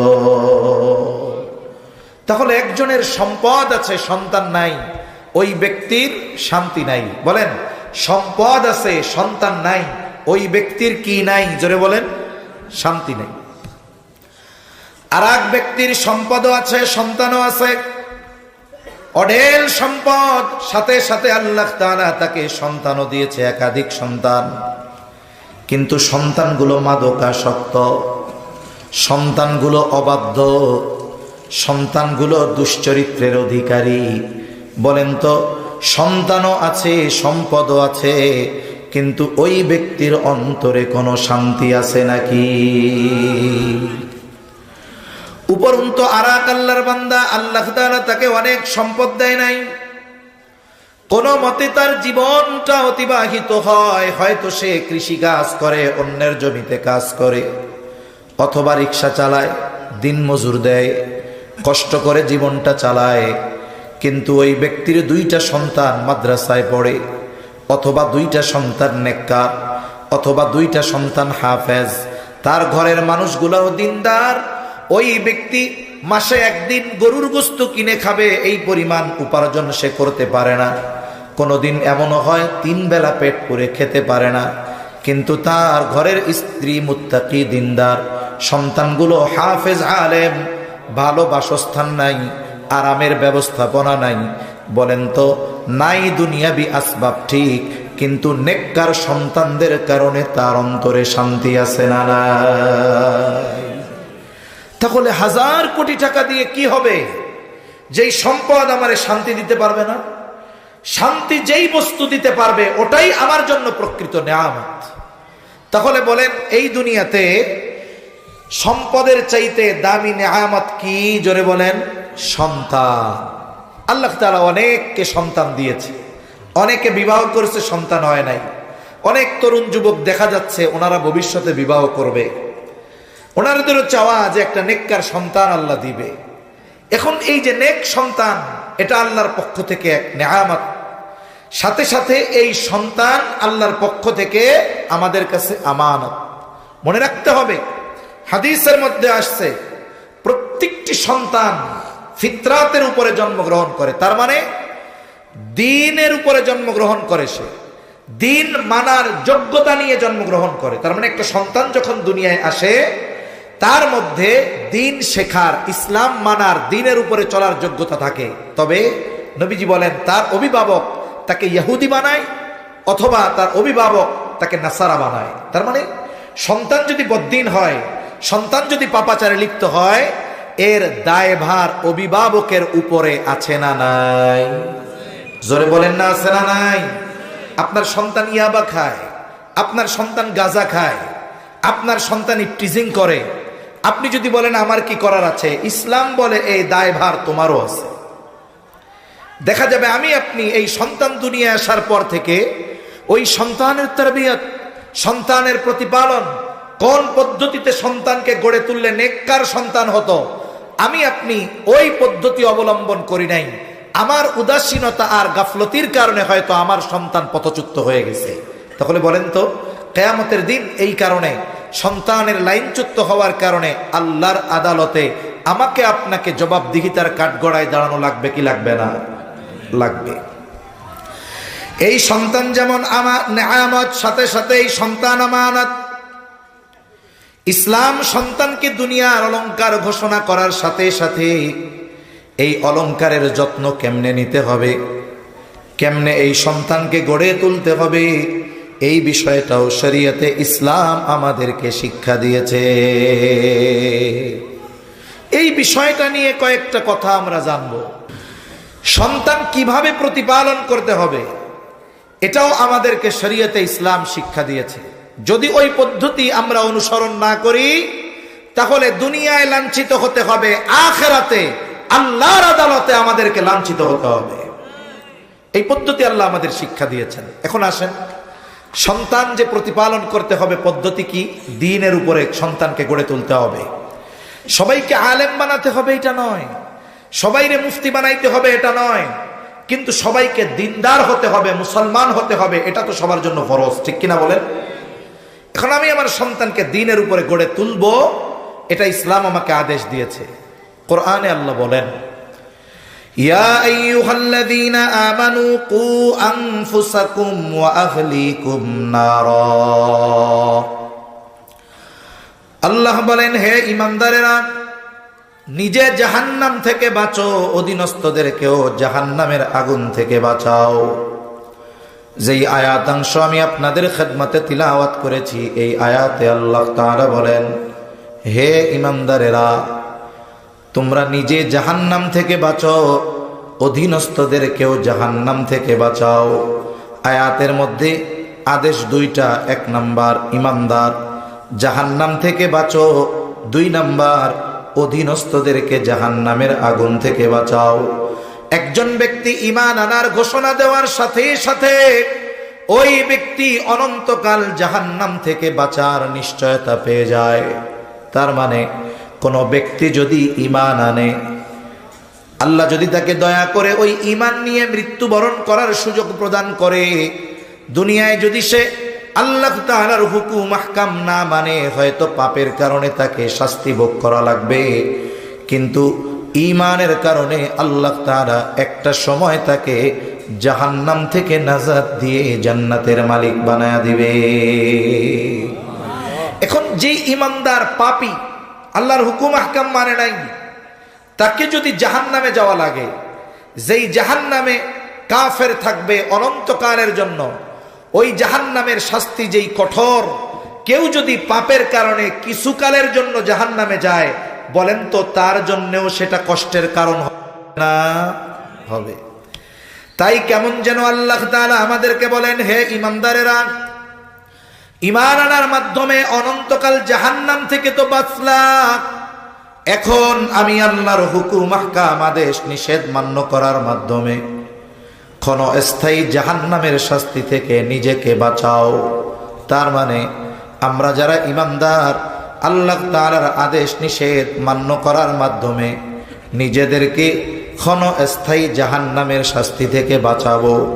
এই যে আল্লাহর হুকুম আহকাম মেনে নিজেকে জাহান্নাম থেকে বেশ বাঁচাতে হবে, এই আদেশটাও আমাদের দিয়েছেন আল্লাহ। 2 নম্বর আদেশ, ঈমানদার তুমি শুধু আল্লাহর হুকুম আহকাম মেনে নিজে জাহান্নাম থেকে বাঁচবা এমনটা হবে না, ওয়া আহলিকুম, সাথে সাথে তুমি তোমার অধীনস্থ যারা আছে তাদেরকেও জাহান্নাম থেকে বাঁচাও। তাহলে নিজে জাহান্নাম থেকে বাঁচার জন্য আল্লাহর আদেশ নিষেধ মান্য করা যেমন ফরজ, অধীনস্থদেরকেও জাহান্নাম থেকে বাঁচানোর জন্য আল্লাহর আদেশ নিষেধ মান্য করানো ফরজ। আমি নিজে আমল করব, অধীনস্থদের দিয়ে আমল করাবো। অধীনস্থের আমল যদি আমি করি, তাহলে তার জন্য এটা কাজে আসবে না। কোনো বাবা যদি চিন্তা করে যে আমার সন্তান তো নামাজ পড়ে না, তাই আজকে থেকে প্রত্যেক ওয়াক্তে আমি ডাবল ডাবল নামাজ পড়বো, একটা আমার ছেলের আর একটা আমার ছেলের, বলেন তো কাজ হবে? জোরে বলেন না, কাজ হবে? কি করাতে হবে? তাকে দিন শেখাতে হবে, আমল শেখাতে হবে। তাহলে এখানে কি বুঝলাম? আল্লাহর আদেশ হলো এইটা, নিজে আল্লাহর হুকুম আহকাম মেনে জাহান্নাম থেকে বাঁচো, অধীনস্থদেরকে দ্বীনের উপরে পরিচালিত করানোর মাধ্যমে জাহান্নাম থেকে বাঁচানোর চেষ্টা করো। আমি আপনি সর্বোচ্চ চেষ্টা করতে পারবো, তবে হ্যাঁ, তার তাকদীরের ফয়সালা আমার হাতে নয়। কার হাতে? আল্লাহর হাতে। আল্লাহ তাআলা কিয়ামতের দিন দেখবেন আমার আপনার চেষ্টা প্রচেষ্টায় কোনো ত্রুটি বিচ্যুতি ছিল কিনা, আমি আমার সন্তানকে দ্বীন শেখানোর ব্যাপারে কোনো উদাসীনতা প্রদর্শন করেছি কিনা। যদি আমি গাফলতি করে থাকি, যদি আমি উদাসীনতা প্রদর্শন করি, কিয়ামতের দিন আল্লাহ আমাকে ধরবে। জলিলুল কদর পয়গম্বর হযরত নূহ আলাইহিস সালাম, আপনাদের ঘুম আসতেছে? অনেকে হাই ছাড়তেছে এরকম, এটা তাকবীর দেন তো। লিল্লাহি তাকবীর, নারায়ে তাকবীর, মাশাআল্লাহ। পাশে কেউ ঘুমাইলে একটু জায়গায় দিয়েন, অনেক লম্বা কথা বলবো না ইনশাআল্লাহ। নূহ আলাইহিস সালাতু ওয়াস সালাম দাওয়াত দিয়েছেন 950 বছর। কত বছর? 950 বছর আল্লাহ ওনারে হায়াত দিয়েছেন। দীর্ঘকাল উম্মতের মধ্যে উনি দাওয়াত দিয়েছেন। একটা সময় এমন অবস্থা, অল্প কিছু মানুষ ঈমান আনছে। কোন কোন তাফসীরে আসছে 80 জন, মাত্র কয়জন? 80 জন। ওনার স্বয়ং ওনার সন্তান ঈমান আনে নাই। বারবার সন্তানকে ঈমানের দাওয়াত দিয়েছেন, চেষ্টা করেছেন, সন্তান ঈমান আনে না।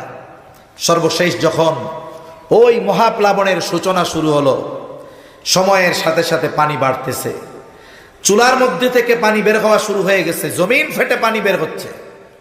ঈমানদার যারা নৌকায় চড়ছে, ওই সময় নূহ আলাইহিস সালাম সন্তানকে বলে নৌকায় উঠো, তার মানে ঈমান আনো, নৌকায় উঠো। নূহ আলাইহিস সালামের সন্তান ঈমান আনলো না। নূহ আলাইহিস সালামকে তার সন্তান বলে, বাবা আমি ওই উঁচু পাহাড়ের চূড়ায় চলে যাব, পানি আমাকে স্পর্শ করতে পারবে না। সাধারণ প্লাবন আর ওই মহাপ্লাবন এক ছিল না। তাফসীরের মধ্যে আসছে গোটা পৃথিবীর একটা জায়গাও শুকনা ছিল না। আল্লাহ তাআলা গোটা পৃথিবীকে পানি দ্বারা প্লাবিত করে ফেলছেন। নূহ আলাইহিস সালামের সন্তান ঈমান আনে নাই, সেও মারা গেছে। কিয়ামতের দিন আল্লাহ তাআলা নূহ আলাইহিস সালামকে বলবে না, ও পয়গম্বর নূহ, আপনার সন্তান কেন ঈমান আনলো না? এটা আমার নূহ আলাইহিস সালামকে জিজ্ঞাসা করবে না। কেন করবে না? কারণ নূহ আলাইহিস সালাম চেষ্টায় কোনো কমতি করেন নাই, কিন্তু হেদায়েতের ক্ষমতা ওনার হাতে নাই। হেদায়েতের ক্ষমতা যার হাতে তিনি কে? আল্লাহর হাতে হেদায়েতের ক্ষমতা। তবে আল্লাহ তাআলা আমাদেরকে চেষ্টা প্রচেষ্টা কোন পদ্ধতিতে করতে হবে এর লাইন দেখায় দিবেন। আল্লাহ দেখবেন ওই ব্যাপারে আমার আপনার কোনো ত্রুটি বিচ্যুতি আছে কিনা।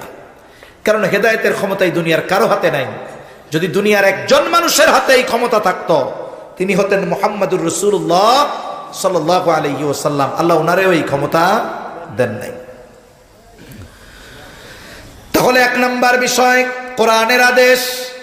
এই আয়াতের যতগুলো শিক্ষা আছে এর মধ্যে একটা হলো সন্তানকে দ্বীনের উপরে গড়ে তুলতে হবে। হাদিসের যে অংশটা পাঠ করেছিলাম, নবীজি বলেন, কুল্লুকুম রাঈনা ওয়া কুল্লুকুম মাসউলুনা আন রাঈয়াতিহি। নবীজি বলেন, তোমরা প্রত্যেকেই দায়িত্বশীল, প্রত্যেককে তার দায়িত্বের ব্যাপারে জিজ্ঞাসা করা হবে। লম্বা হাদিসের প্রথম অংশ। এক কথায় এই পৃথিবীর যত দায়িত্বশীল আছে সবাইকে তার দায়িত্বের ব্যাপারে, তার অধীনস্থদের ব্যাপারে জিজ্ঞাসা করা হবে। রাষ্ট্রপ্রধানকে রাষ্ট্রের মানুষের ব্যাপারে জিজ্ঞাসা করা হবে, স্বামীকে স্ত্রীর ব্যাপারে জিজ্ঞাসা করা হবে, যিনি বাবা হবেন অবশ্যই অবশ্যই কিয়ামতের দিন ওই বাবাকে তার সন্তানদের ব্যাপারে জিজ্ঞাসা করা হবে। কি জিজ্ঞাসা করবে আল্লাহ ওই দিন? যে ছেলেরে কি ভালো মন্দ খাওয়াইছিলা, ভালো পোশাক কিনে দিয়েছিলা, তার জন্য ভালো বাড়িঘর করে রাখছিলা? এগুলো কি আল্লাহ জিজ্ঞাসা করবে নাকি? আল্লাহ জিজ্ঞাসা করবে দিন শিখাইছিলা? এগুলোই আল্লাহ তাআলা জিজ্ঞাসা করবে। আমরা যদি এই দুনিয়ায় এই চিন্তা করি যে সন্তানরে চাকরি বাকরি দেওয়ার জন্য একটু লেখাপড়া শিখাইয়া কোনো মতো চাকরি দেই নাই, ব্যবসায় দেই নাইলে বিদেশে পাঠায় দেই, এই তো জীবনটা কামিয়াব, এই চিন্তা যে অভিভাবক করতেছে সে ইতিমধ্যে আল্লাহর আদালতে অপরাধী বলে সাব্যস্ত হয়ে যাচ্ছে। ঠিক কিনা বলেন? আপনি সবকিছু করান সেটা পরে, আগে তো দিন শেখাতে হবে। এই হাদিসের যত শিক্ষা এর মধ্যে অন্যতম শিক্ষা, সন্তানদেরকে দ্বীনের উপরে গড়ে তোলো, নাইলে কিয়ামতের দিন আল্লাহর আদালতে এই সন্তানের কারণে জবাবদিহিতার কাঠগড়ায় দাঁড়ানো লাগবে। তাই সন্তান যেমন নেয়ামত, আল্লাহর পক্ষ থেকে আমানত। তাহলে প্রথম বিষয়, সন্তানকে দ্বীনের উপরে গড়ে তোলার নির্দেশনা কোরআন হাদিসে আছে না নাই? আরো জোরে বলেন, আছে না নাই? আছে। এখন পরের প্রশ্ন, যে এই সন্তানের তারবিয়াত শুরু হবে কখন? একে আমরা দ্বীন যে শেখাবো শুরু করব কখন? একটা উদাহরণ দিলে আমার পরের কথা বুঝতে সহজ হবে। কষ্ট হচ্ছে না তো আপনাদের? আলহামদুলিল্লাহ।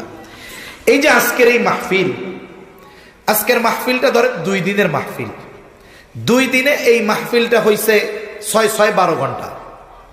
মূল আয়োজন বা মূল আলোচনা, মূল অধিবেশন 2 দিনে 6-12 ঘন্টা হবে, একটু কম বেশি হতে পারে। মূল আয়োজন 12 ঘন্টার। কিন্তু বলেন তো, এই আয়োজনটাকে সুন্দর করার জন্য, এই আয়োজনটাকে সুষ্ঠুভাবে শেষ করার জন্য প্রস্তুতি কি 12 ঘন্টার না 12 মাসের? জোরে বলেন না। তার মানে 12 মাসের কষ্ট, পরিশ্রম, পরিকল্পনা, চিন্তা ভাবনা, যার যত সুন্দর, যার যত গোছালো, তার আয়োজনটা তত সুন্দর হবে। নাইলে কি হইতো? মনে করেন এইখানে মাহফিলের সময় লেখা আছে শনি ও রবিবার বাদ আসর। গতকাল হইছে, আজকেও হচ্ছে। মাহফিলের মূল আয়োজন শুরু পোস্টারের হিসাবে বাদ আসর থেকে। তা পোস্টারটা সাটানো হয়েছে, লাগানো হয়েছে।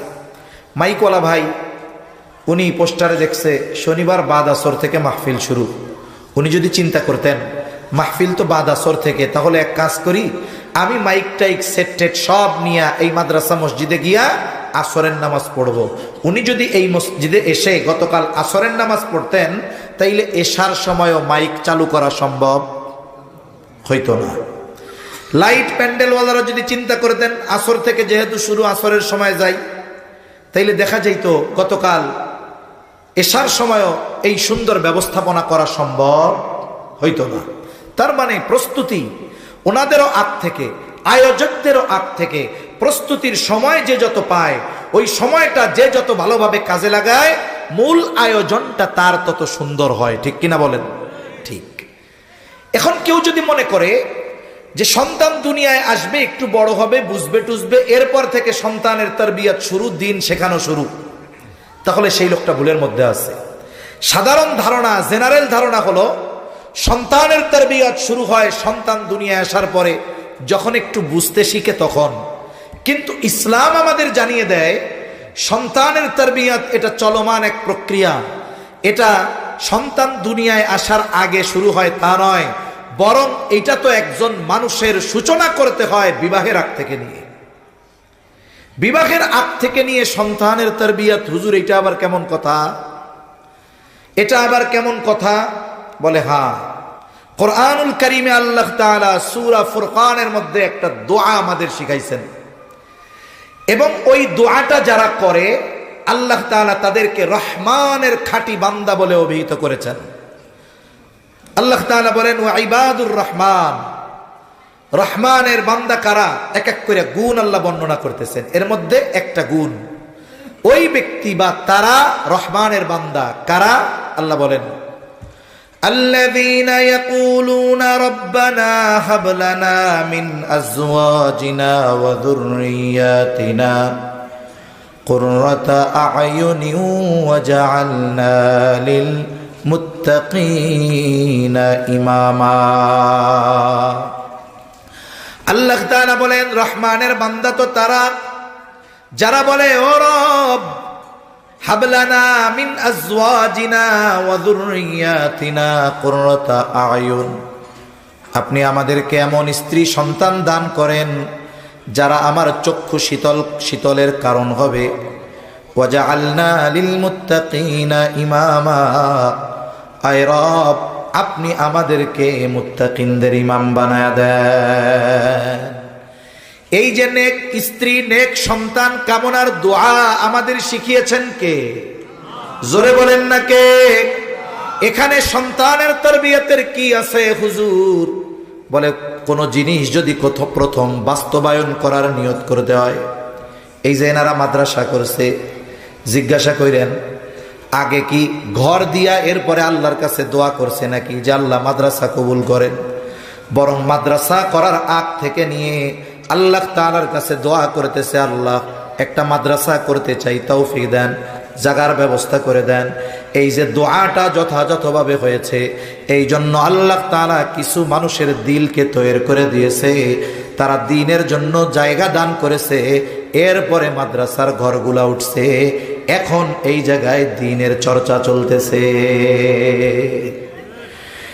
এই জন্য নেক সন্তান যদি পাইতে হয় আল্লাহর কাছে আগে দোয়া করতে হয়। কি চাই দোয়ার মাধ্যমে? এক নম্বরে আল্লাহর কাছে চাই নেক বিবি। সন্তান তারবিয়াতের অন্যতম একটি অংশ হলো নেক বিবি। নেক বিবির মাধ্যমে সন্তান তারবিয়াতের সূচনা হয়। এই জন্য শরীয়তে ইসলাম একজন নেককার মায়ের সর্বোচ্চ গুরুত্ব দিয়েছে। তাই তো যখন কেউ বিবাহ করবে, শরীয়তে ইসলাম নারীর কোন কোন বিষয়গুলোকে প্রাধান্য দিয়ে বিবাহ করবে এটার নির্দেশনা দিয়েছে। হাদিসের মধ্যে আসছে নবীজি সাল্লাল্লাহু আলাইহি ওয়াসাল্লাম আমাদেরকে জানিয়ে দেন চারটি জিনিস দেখে নারীদের বিবাহ করা হয়। এক নাম্বার, দেখা হয় তার জামাল, তার মানে দেখা হয় তার সৌন্দর্য, দেখা হয় তার বংশ। 3 নাম্বার, দেখা হয় তার সম্পদ। 4 নাম্বার, দেখা হয় তার দিনদারিত্ব। নবীজি সাল্লাল্লাহু আলাইহি ওয়াসাল্লাম দিনদারিত্বের ব্যাপারে বলেন ফাযফার বিযাতিদ্দীন, তোমরা দিনকে প্রাধান্য দাও। তার মানে বাকি 3টা যদি পরিপূর্ণ থাকে, দিনদারিত্বে যদি কমতি থাকে তাহলে সাবধান। আর যদি এর ব্যতিক্রম হয়, মেয়েটা দেখতে শ্যামলা সুন্দর নয়, বংশ অনেক উচ্চ নয়, বাবার অনেক সম্পদ নাই, কিন্তু দিনদারিত্বের ক্ষেত্রে কোনো কমতি নাই, তাহলে কি হবে? আশা করা যায় ওই দিনদারিত্বকে প্রাধান্য দিয়ে যিনি ওই নারীকে বিবাহ করবেন, হয়তো তার চেহারা একটু সুন্দর কম, বংশ অনেক উচ্চ না, টাকা পয়সা অনেক নাই, কিন্তু আশা করা যায় ওই দিনদার মেয়েটার গর্ভে আল্লাহ হয়তো এমন সন্তান দিবে, ওই সন্তানের দ্বারা ওই যে আল্লাহর কাছে দোয়া করেছিলাম রব এমন সন্তান দিয়েন যা আমার চক্ষু শীতলের কারণ হবে, হয়তো ওই নারীর গর্ভের সন্তানের মাধ্যমে আমার আপনার ওই চাওয়া আল্লাহ পূরণ করবে। মনে রাখতে হবে, এটা দুনিয়ার নিয়ম। মানুষ বিবাহের আগে দেখার সৌন্দর্যকে প্রাধান্য দেয়, কিন্তু বিবাহের পরে চরিত্রের সৌন্দর্যকে প্রাধান্য দেয়। এই দেশে যত বিবাহ বিচ্ছেদ ঘটে, শহরে বেশি ঘটে। অধিকাংশ বিবাহ বিচ্ছেদ যাদের ঘটে, মহিলার চেহারা সুন্দর, কিন্তু এরপরেও ছাড়াছাড়ি। স্বামী কি বলে, আর বললেন না হুজুর, চেহারা যত সুন্দর তার চাইতে 10 গুণ হইল চরিত্র খারাপ। হুজুর, কালা চেহারার মহিলা নিয়ে সংসার করা যায়, কিন্তু চরিত্র নষ্ট করা নারীকে নিয়ে সংসার করা যায় না।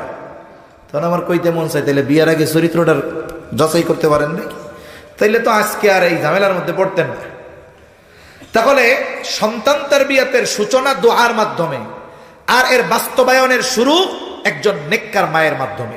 নেককার মা কেন দরকার? কোরআন হাদিসের কথা পরে বলি।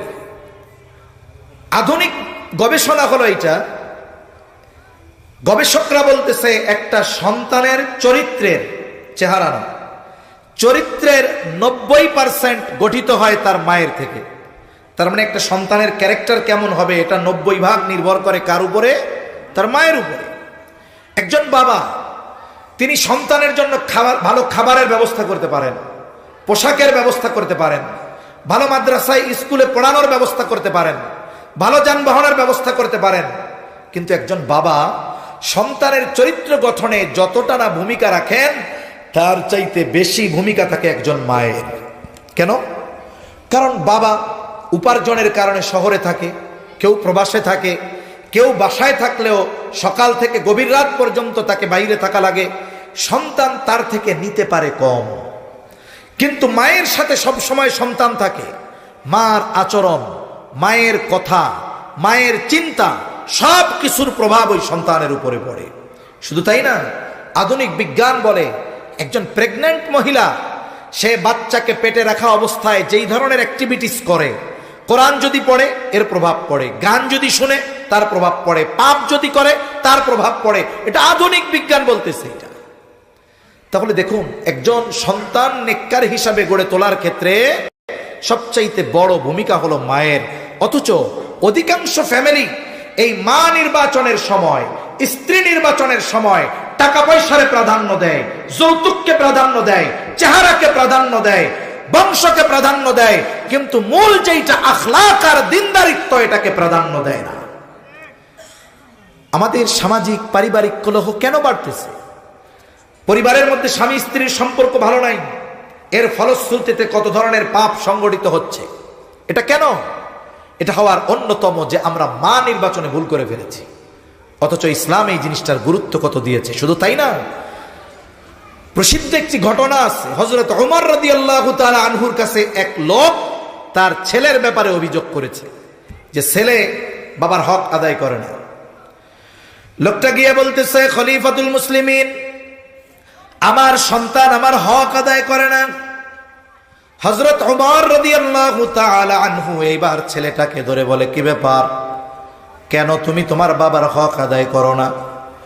এই যুবক ছেলেটা এবার খলিফাতুল মুসলিমিনকে পাল্টা প্রশ্ন করে বলে, খলিফাতুল মুসলিমিন, হক কি শুধু পিতা সন্তানের কাছে পায়? সন্তান কি পিতার কাছে কোনো হক পায় না? হযরত ওমর রাদিয়াল্লাহু তাআলা আনহু এই যুবকের প্রশ্নের জবাবে মৌলিক কয়েকটি হকের কথা বলেছেন। তিনি 1 নম্বরে সন্তানের যেই হকের কথা বলেছেন, তিনি বলেছেন প্রত্যেকটা সন্তানের তার পিতার কাছে প্রথম ও প্রধান হক হলো একজন দিনদার মা। অথচ সন্তান দুনিয়ায় আসার আগেই একজন অভিভাবকের উপরে, পিতার উপরে সন্তানের একটা হক সাব্যস্ত হয়ে যায়। তাহলে যেই পিতা বিবাহের সময় দিনদারিত্বকে প্রাধান্য দেয় নাই, সন্তান দুনিয়ায় আসার আগে ওই পিতা সন্তানের হক নষ্ট করে বসে আছে। সেনসিটিভ বিষয়, গুরুত্বপূর্ণ বিষয়, কিন্তু আমাদের এ নিয়ে কোনো চিন্তা নাই। আমরা চিন্তা করি পরে, যখন সন্তান খাইতে দেয় না। আমরা চিন্তা করি ওই সময় যখন সন্তান বৃদ্ধাশ্রমে ফেলে রেখে আসে। চিন্তা করি ওই সময় যখন সন্তান মা বাবাকে গ্রামের বাড়িতে ফেলে রেখে স্ত্রীকে নিয়ে শহরে আলিশান ফ্ল্যাটের মধ্যে থাকে।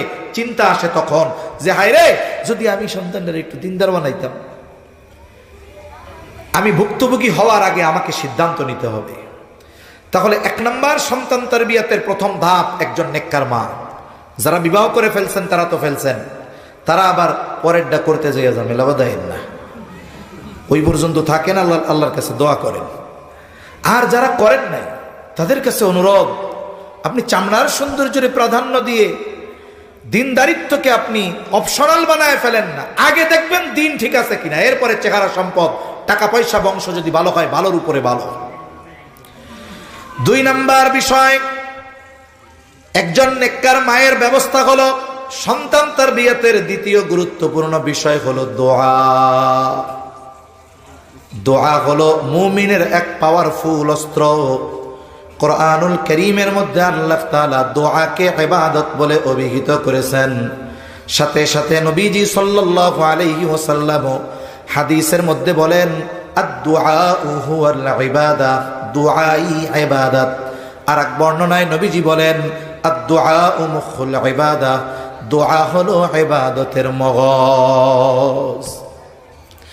আগে আপনি একা দোয়া করছেন, ও রব নেককার বিবি দেন, নেককার সন্তান দেন। এখন আল্লাহ তাআলা নেককার বিবি দিল, এবার 2 জনে মিলে দোয়া করেন, ও রব আমাকে আপনি নেককার সন্তান দেন। আল্লাহ তাআলার কাছে শুধু সন্তান চাইব না, বরং নেককার সন্তান চাইব। আর নেক সন্তান চেয়ে আল্লাহ তাআলার কাছে দোয়া করা, এটা পয়গম্বর আলাইহিমুস সালামের আমল। জলিলুল কদর পয়গম্বর, মুসলিম মিল্লাতের পিতা খলিলুল্লাহ ইব্রাহিম আলাইহিস সালাম আল্লাহ তাআলার কাছে নেককার সন্তান চেয়ে দোয়া করেছেন। যখন নমরুদের অগ্নিকুণ্ড থেকে আল্লাহ তাআলা ওনারে হেফাজত করেছেন, ইরাকেল বাবেল থেকে তিনি শামের উদ্দেশ্যে হিজরত শুরু করলেন, ওই সময় আল্লাহ তাআলার কাছে তিনি দোয়া করেছেন। তিনি নিঃসন্তান তখন, রব্বি হাবলি মিনাস সলিহিন, ও রব আমাকে আপনি একজন নেককার সন্তান দেন। তাহলে আল্লাহ তাআলার কাছে নেক সন্তান চেয়ে দোয়া করা, এটা ইব্রাহিম আলাইহিস সালামের আমল। মুফাসসিরিনে কেরাম বলেন, এইখানে বোঝা যায় যে ইব্রাহিম আলাইহিস সালাম আল্লাহর কাছে ছেলে সন্তান চাইছে। কি সন্তান চাইছে? জোরে বলেন না, কি সন্তান? এই জন্য ছেলে সন্তান চাওয়া, এটা ইব্রাহিম আলাইহিস সালামের আমল। এখন চাইলাম ছেলে, আল্লাহ দিল মেয়ে, রাগ হওয়া যাবে? ছেলে হইয়া যদি মাদকাসক্ত, অসভ্য আর অবাধ্য হয়, ওর চাইতে মেয়ে হয়ে যদি সভ্য, ভদ্র আর মুত্তাকি হয়, ওই রকম হাজার ছেলের চাইতে নেককার একটা মেয়ে অনেক বেশি উত্তম। ঠিক কিনা বলেন? ছেলে সন্তান চাইলাম, আল্লাহ মেয়ে সন্তান দিছে, রাগ হওয়া যাবে না। আমাদের সমাজে অনেক মানুষ আছে, আল্লাহ সম্পদ দিছে, সব দিছে, কিন্তু মেয়ে হইলে রাগ হয়ে যায়। আবার যদি একাধিক মেয়ে হয়, রাগ হয়ে যায়। এই গত বছর এক ভাইরে দেখছি, এরকম খবরে আসছে, 4টা ছেলে হয়েছে পরপর। 5 নম্বর বাচ্চা যখন পেটে, উনি আশা করছে এবার ছেলে হবে। সম্প্রতি গত বছর বা তার আগের বছর একটা আইন হয়েছে রাষ্ট্রে। আগে তো আলট্রাসোনোগ্রামের পরে বইলা দিত যে আপনার পেটে ছেলে আছে বা মেয়ে আছে, কিন্তু আইনটা হইছে যে বাচ্চার শুধু সুস্থতা বা অবস্থা বর্ণনা করবে, কিন্তু ছেলে না মেয়ে এটা বলতে পারবে না, রাষ্ট্রীয়ভাবে নিষিদ্ধ। এখন সেটা আর বলে না।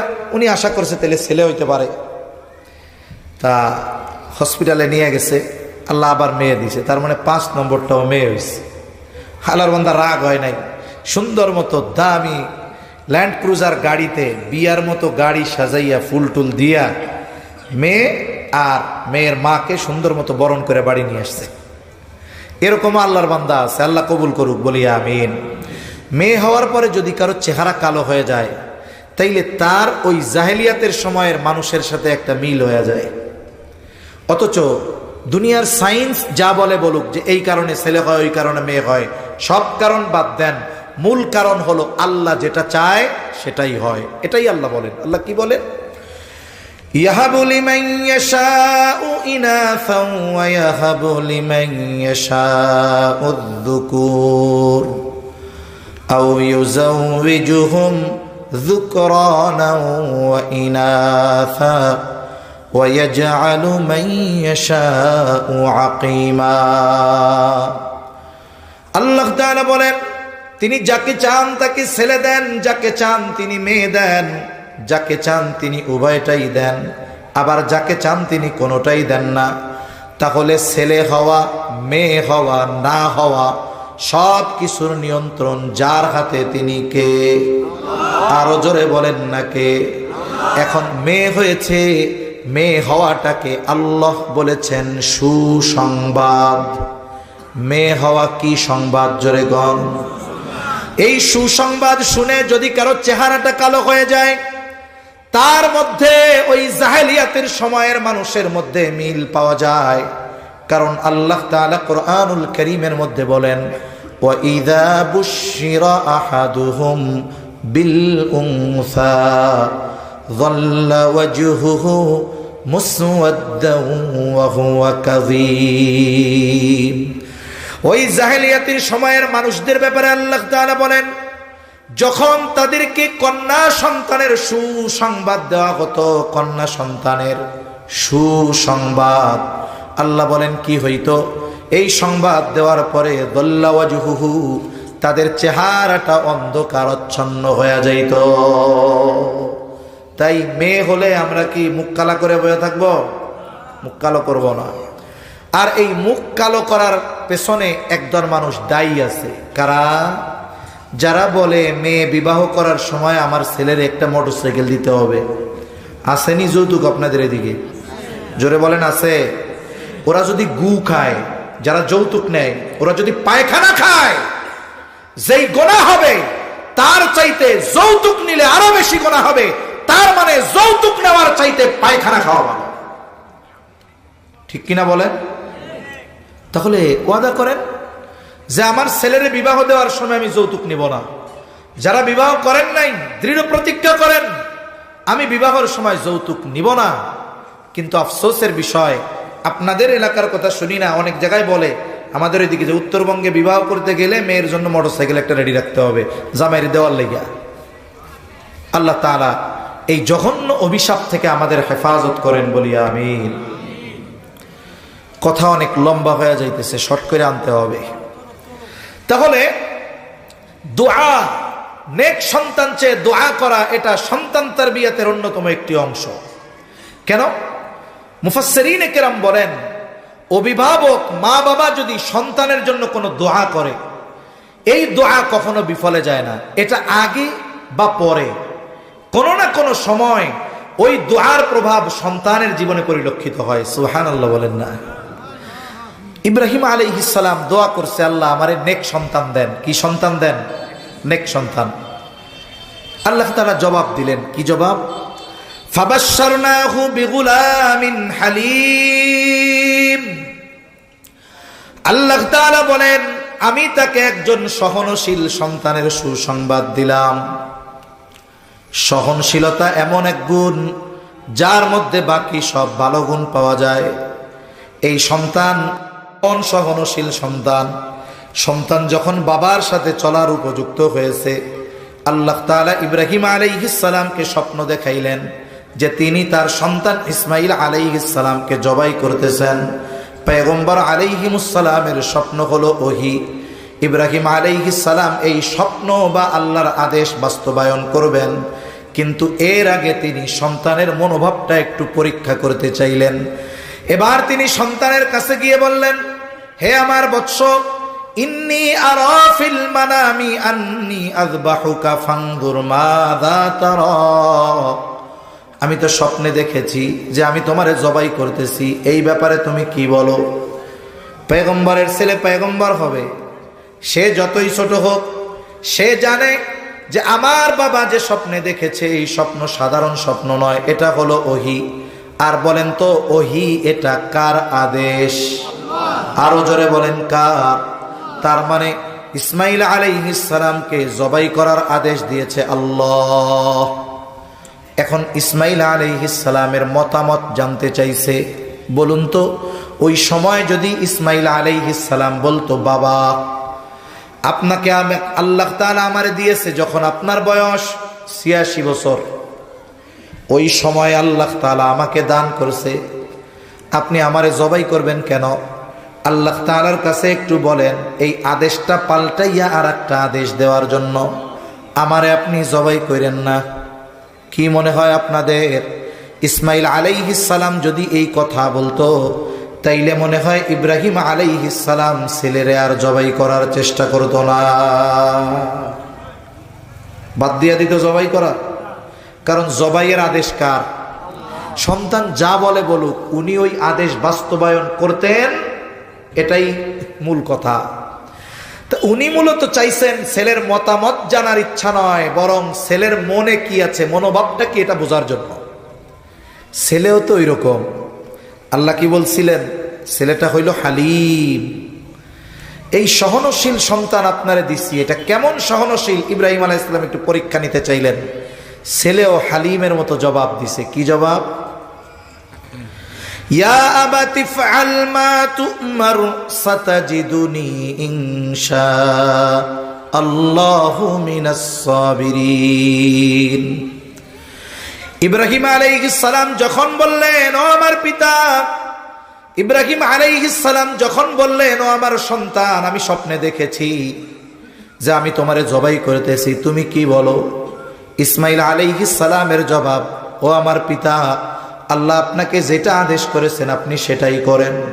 উপরন্তু সন্তান এবার কেমন যেন বাবাকে সান্ত্বনা দিয়ে বলে, বাবা আপনি পেরেশানি হয়েন না, চিন্তা করেন না, সাতাজিদুনি ইনশাআল্লাহু মিনাস সাবিরিন। আপনি আল্লাহর আদেশ বাস্তবায়ন করেন, ইনশাআল্লাহ আপনি আমাকে ধৈর্যশীলদের অন্তর্ভুক্ত পাবেন। এই কথাটা বলার একটা উদ্দেশ্য আছে আমার। যেহেতু জীবনের প্রয়োজনে শহরে অবস্থান করতে হয়, জুমার দিন যখন মসজিদে যাই, অনেক মানুষ অনেক কিছুর জন্য আইসা দোয়া চায়। অনেক অভিভাবক এই দোয়াও চায় যে হুজুর একটু দোয়া করেন, ছেলেটা কথা শোনে না। অনেক অভিভাবক তখন ছেলের জন্য কি কি করেছে এর একটা বর্ণনা দেয়, বলে হুজুর ছেলে যা আছে সে ছেলের তাই দিয়েছি। শুধু তাই না হুজুর, আমার ছেলের স্কুলে যাওয়ার জন্য গাড়ি আছে, আমি কষ্ট করে হেঁটে হেঁটে রিক্সায় লোকাল বাসে অফিসে যাই, ছেলেকে স্কুলে যাওয়ার জন্য গাড়ি দিয়ে দিছি। হুজুর গরমে কষ্ট হয়, আমার রুমে এসি নাই, ছেলেটার রুমে এসি লাগাইয়া দিয়েছি। এত কিছু করার পরেও হুজুর আমার ছেলে আমার কথা শোনে না, ডানে বললে বামে যায়, বামে বললে ডানে যায়। উনি মনে করতেছে ছেলে যা চায় তাই দিলে, ছেলের সব আরাম আয়েশের ব্যবস্থাপনা করলেই মনে হয় ছেলে বাধ্য হয়ে যায়।